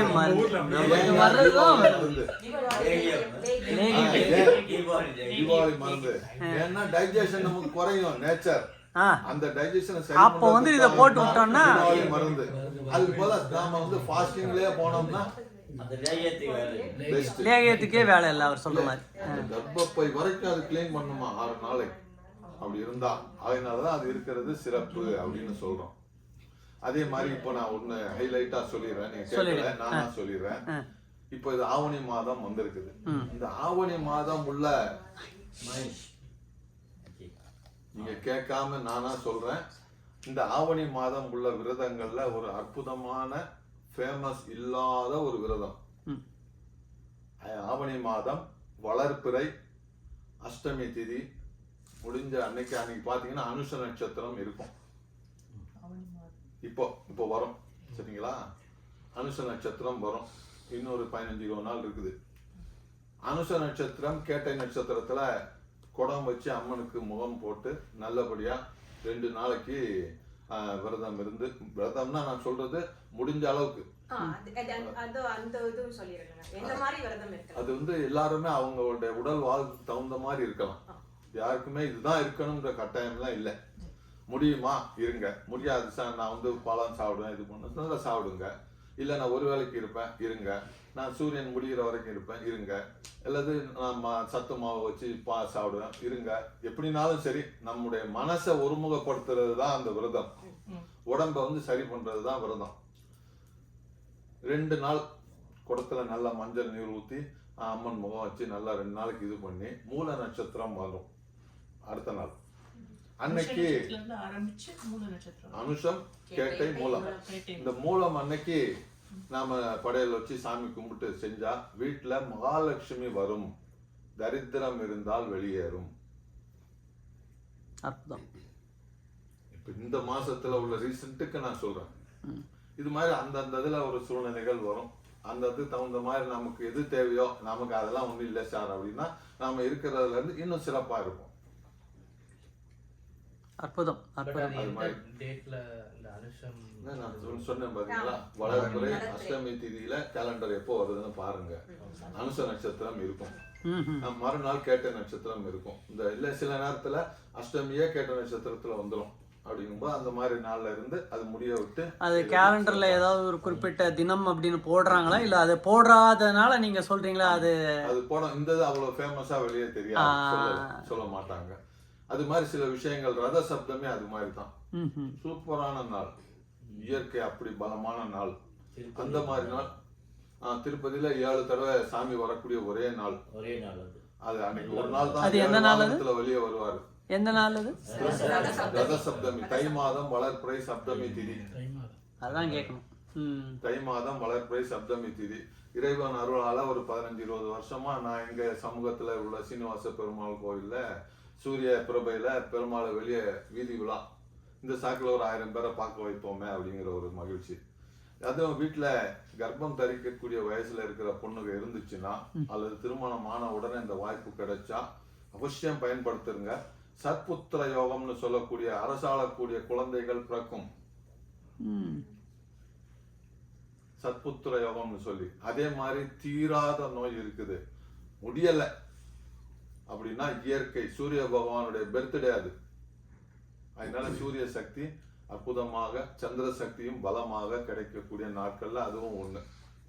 அந்த ரத சப்தமி எப்படி இருக்கலாம்னா காலையில சன்ரைஸுக்கு முன்னாடி எந்திரிச்சு நல்லா தலையெல்லாம் குளிச்சு சன்ரைஸ் வரும்போது நல்லா தீபம் காட்டி சாமி கும்பிட்டு விரதம் இருந்து 7 காய்கறி எந்த ரூபத்துல இருந்தாலும் சரி. இல்லை சார் எனக்கு சாம்பார் வச்சு செய்கிறேன், இல்லை நான் சாம்பார் சாதமே செய்கிறேன், இல்லைன்னா சாப்பாடு எதுனாலும் சரி 7 காய்கறிகள் வச்சு படைச்சி ஒரு பக்கத்தில் பெருமாள் கோவில் எங்கே இருக்குதோ சிவ அது அன்னைக்கு தேதிக்கு வந்து பொதுவாகவே எல்லா பெருமாள் கோவில்லையும் பார்த்தீங்கன்னா சூரிய நாராயணன் அன்னைக்கு இருக்கும். இந்த சூரிய நாராயணன் வழிபாடு பண்ணிட்டு மினிமம் 7 பேருக்கு தானம் பண்ணிட்டு நம்ம விரதத்தை முடிக்கலாம். வாய்ப்பு இருக்கு, ஸ்ட்ரென்த் இருக்குன்னா சூரிய பகவான் முடிகிறப்போ சாயந்தரம் வரைக்கும் இருந்து ஒரு இன்னொரு பூஜை பண்ணிட்டு சாப்பிடலாம். இல்லை முடியாது சார்னா காலைல இருந்துட்டு மதியம் சாப்பிடலாம். அது மாதிரி எதுவும் முடியாதுனாலும் ஒரு வாழைப்பழம் எடுத்துட்டு நான் சொல்ற மாதிரி 7 காய்கறி செஞ்சு 7 பேருக்கு மினிமம் தானம் கொடுத்துட்டு எடுத்துக்கிறது ரொம்ப ரொம்ப சிறப்பாக இருக்கும். கவர்மெண்ட் போஸ்ட்டு, வீட்டில் ஹஸ்பண்ட் நல்லா இருக்கணும், அப்பா நல்லா இருக்கணும்னா அது மேட்சிங் வரும். அதே மாதிரி செல்ஃபாக ஹெல்த் டிஸ்டர்பன்ஸ் இருக்குதுன்னா அதுவும் தீராத, நான் சொல்ற ஹெரிடிட்டின்னு சொல்றீங்க எடுத்தீங்கன்னா அந்த மாதிரி இருந்தால் அது ரொம்ப நல்ல விசேஷமான நாள். அது சேலஞ்சிங்கான விஷயம் இருக்குது, நான் சேலஞ்சு பண்ண போறேன் அப்படின்னா செய்யலாம். ரொம்ப ரொம்ப ஏன்னா நம்ம எல்லாருக்கும் தெரிஞ்ச விஷயம் தான் இது. பீஷ்மர் வெயிட் பண்ணிக்கிட்டே இருந்தாரு பாத்தீங்களா? கரெக்டா. அது என்னன்னா நமக்கு சொல்லி வச்சது தட்சிணாயனம் உத்தராயணம். உத்தராயணம் வந்து கூட அவர் காலம் ஆகல, ரத சப்தமி வெயிட் பண்ணி தான் காலம் ஆயிருக்கிறாரு. அதனால ரத சப்தமிக்கு மறுநாள் பாத்தீங்கன்னா பீமாஷ்டமின்னு சொல்லியிருப்பாங்க. ஆஹா, அற்புதம். அவர் காலம் அற்புதம். அன்னைக்கு வரைக்கும் பிடிச்சுக்கிட்டு இருந்து அதுக்கப்புறம் போறாரு. சூரிய சந்திர சக்தி மோட்சத்துக்கு போகணும். ஆமா, அதை தவிர்த்து நான் எதுவும் ஸ்ட்ரைட் டைரக்ட் கேட்ட சுவிட்ச் வந்துருச்சு. போ இப்ப தெரிஞ்சிச்சா? கேட்டாரு, கிடைச்சு. சூரிய சந்திர ரேஸ் வந்து ஸ்ட்ராங்கா இருக்குது வீதி விழா. அதனால போனா நானும் 3 மணி நேரம் சுத்துவேனே, எல்லாரையும் காமிக்கிறேன் இல்லையா, நீங்க வாங்க பாருங்க. ஏன்னா சூரியனை யாரும் மறைக்க முடியாது, அப்ப பாருங்க அப்படின்னு சொல்லிட்டு. அற்புதம். ஆக ரொம்ப ரொம்ப சிறப்பான ஒரு வாய்ப்பு கொடுத்தீங்க. இந்த வார்த்தை கிடைக்கிறதுக்கு முன்னாடியே நானே செஞ்சிருவேன் அந்த வேலையை. சரிங்களா? ரொம்ப ரொம்ப நன்றி ஐயா, நீங்க வந்ததுக்கு. இங்க வந்துட்டு அற்புதமா வந்துட்டு முடிக்கணும். இன்றைய தினம் இந்த அட்லாண்டாவில் நம்ம எல்லாரும் கலந்து பேசுனது ரொம்ப மகிழ்ச்சியா இருக்குது. நீங்களும் இவ்வளவு ஆர்வமா கலந்துக்கிட்டு டிஸ்கஸ் பண்ணி கேள்விகள் கேட்டது எனக்கும் ரொம்ப நிறைவா இருக்கு. எல்லாருக்கும் நன்றி, வணக்கம். நன்றி, வணக்கம். நன்றி உரை மாதிரி குயிக்காக சொல்லிடுறேன். நான் வந்துட்டு இது ஏன் ஐயாவை கூட்டு வரணும்னு நான் நினச்சேன் அப்படின்றதுல வந்துட்டு இந்த தூண்டுதல் ஏன் வந்தது அப்படின்னா, நம்ம பரம்குருவினுடைய முன்னாடி சொன்ன மாதிரி அவருடைய வரலாறு குருதேவன் மூலமாக நாங்கள் கேட்டு தெரிஞ்சுக்கிறதன் மூலமாக இந்த ஜோதிடத்தின் மீது வந்துட்டு அதீத நம்பிக்கையோ இல்லை மூட நம்பிக்கையோ இல்லை இதை ஃபாலோ பண்ணனா இது நடந்தே தீரும் அப்படின்றதெல்லாம் இல்லாமல் அவர் என்ன சொல்கிறாரோ அந்த வழிமுறையில் வந்துட்டு நாங்கள் வந்துட்டு இப்போது தியானமும் பயிற்சியும் என்ன பண்ணணுமோ அதை பண்ணிகிட்டு இருக்கோம். அதே மாதிரி எப்போ எது எங்கே வந்துட்டு ரொம்ப அவசியமோ அங்கே மட்டும் வந்து ஜோதிடத்தை வந்துட்டு நமக்கு, அதாவது ஆன்மீகத்துக்கு, இப்போ இவர் கேட்டார் இல்லையா கேள்வி, நான் ஆன்மீகத்தில் வேகமாக முன்னேறணும், அதுக்கு அவருக்கு சொன்னேன், நீங்கள் செவ்வாய் உங்களுக்கு, நீங்கள் வந்து பழனிக்கு போங்க அப்படின்னு. அது அவருக்கு வந்துட்டு அது இன்னும் பதியலை அது அவருக்கு. பட் அது பதியும் போது அவருக்கு தெரியும். ஆனால் அவர் போய் இப்போ எக்ஸ்பீரியன்ஸ் பண்ணியிருக்காரு, அவருக்கு தெரியும் அங்கே வந்துட்டு அவர் அடைஞ்ச நிலை வந்துட்டு வேற நிலை. ஏன்னா அது அவருடைய கிரக அமைப்பு அந்த மாதிரி, அதனால் அது கரெக்டாக புரிஞ்சு. ஸோ இந்த சந்தேகம்லாம் வந்துட்டு எங்களுக்கு வந்துட்டு அற்புதமாக வந்து விடையளிச்சிங்க. தெரியாத சமாச்சாரங்கள் நிறைய தெரிஞ்சுக்கிட்டோம். பரம்குரு வந்து சொன்ன பல விஷயங்கள் வந்துட்டு எங்களுக்கு வந்துட்டு அது ஒரு பூர்த்தி பண்ணுற மாதிரி இருந்தது. நீங்கள் சொன்னது அனைத்துமே ரொம்ப பயனுள்ளதாக இருக்கும்னு நினைக்கிறேன். எல்லாருக்கும் இங்கே வந்தவங்களும் இனிமேல் கேட்க போகிறவங்களுக்கும் இது வந்து ரொம்ப பயனுள்ளதாக இருக்கும். ரொம்ப ரொம்ப நன்றி, ரொம்ப நன்றி.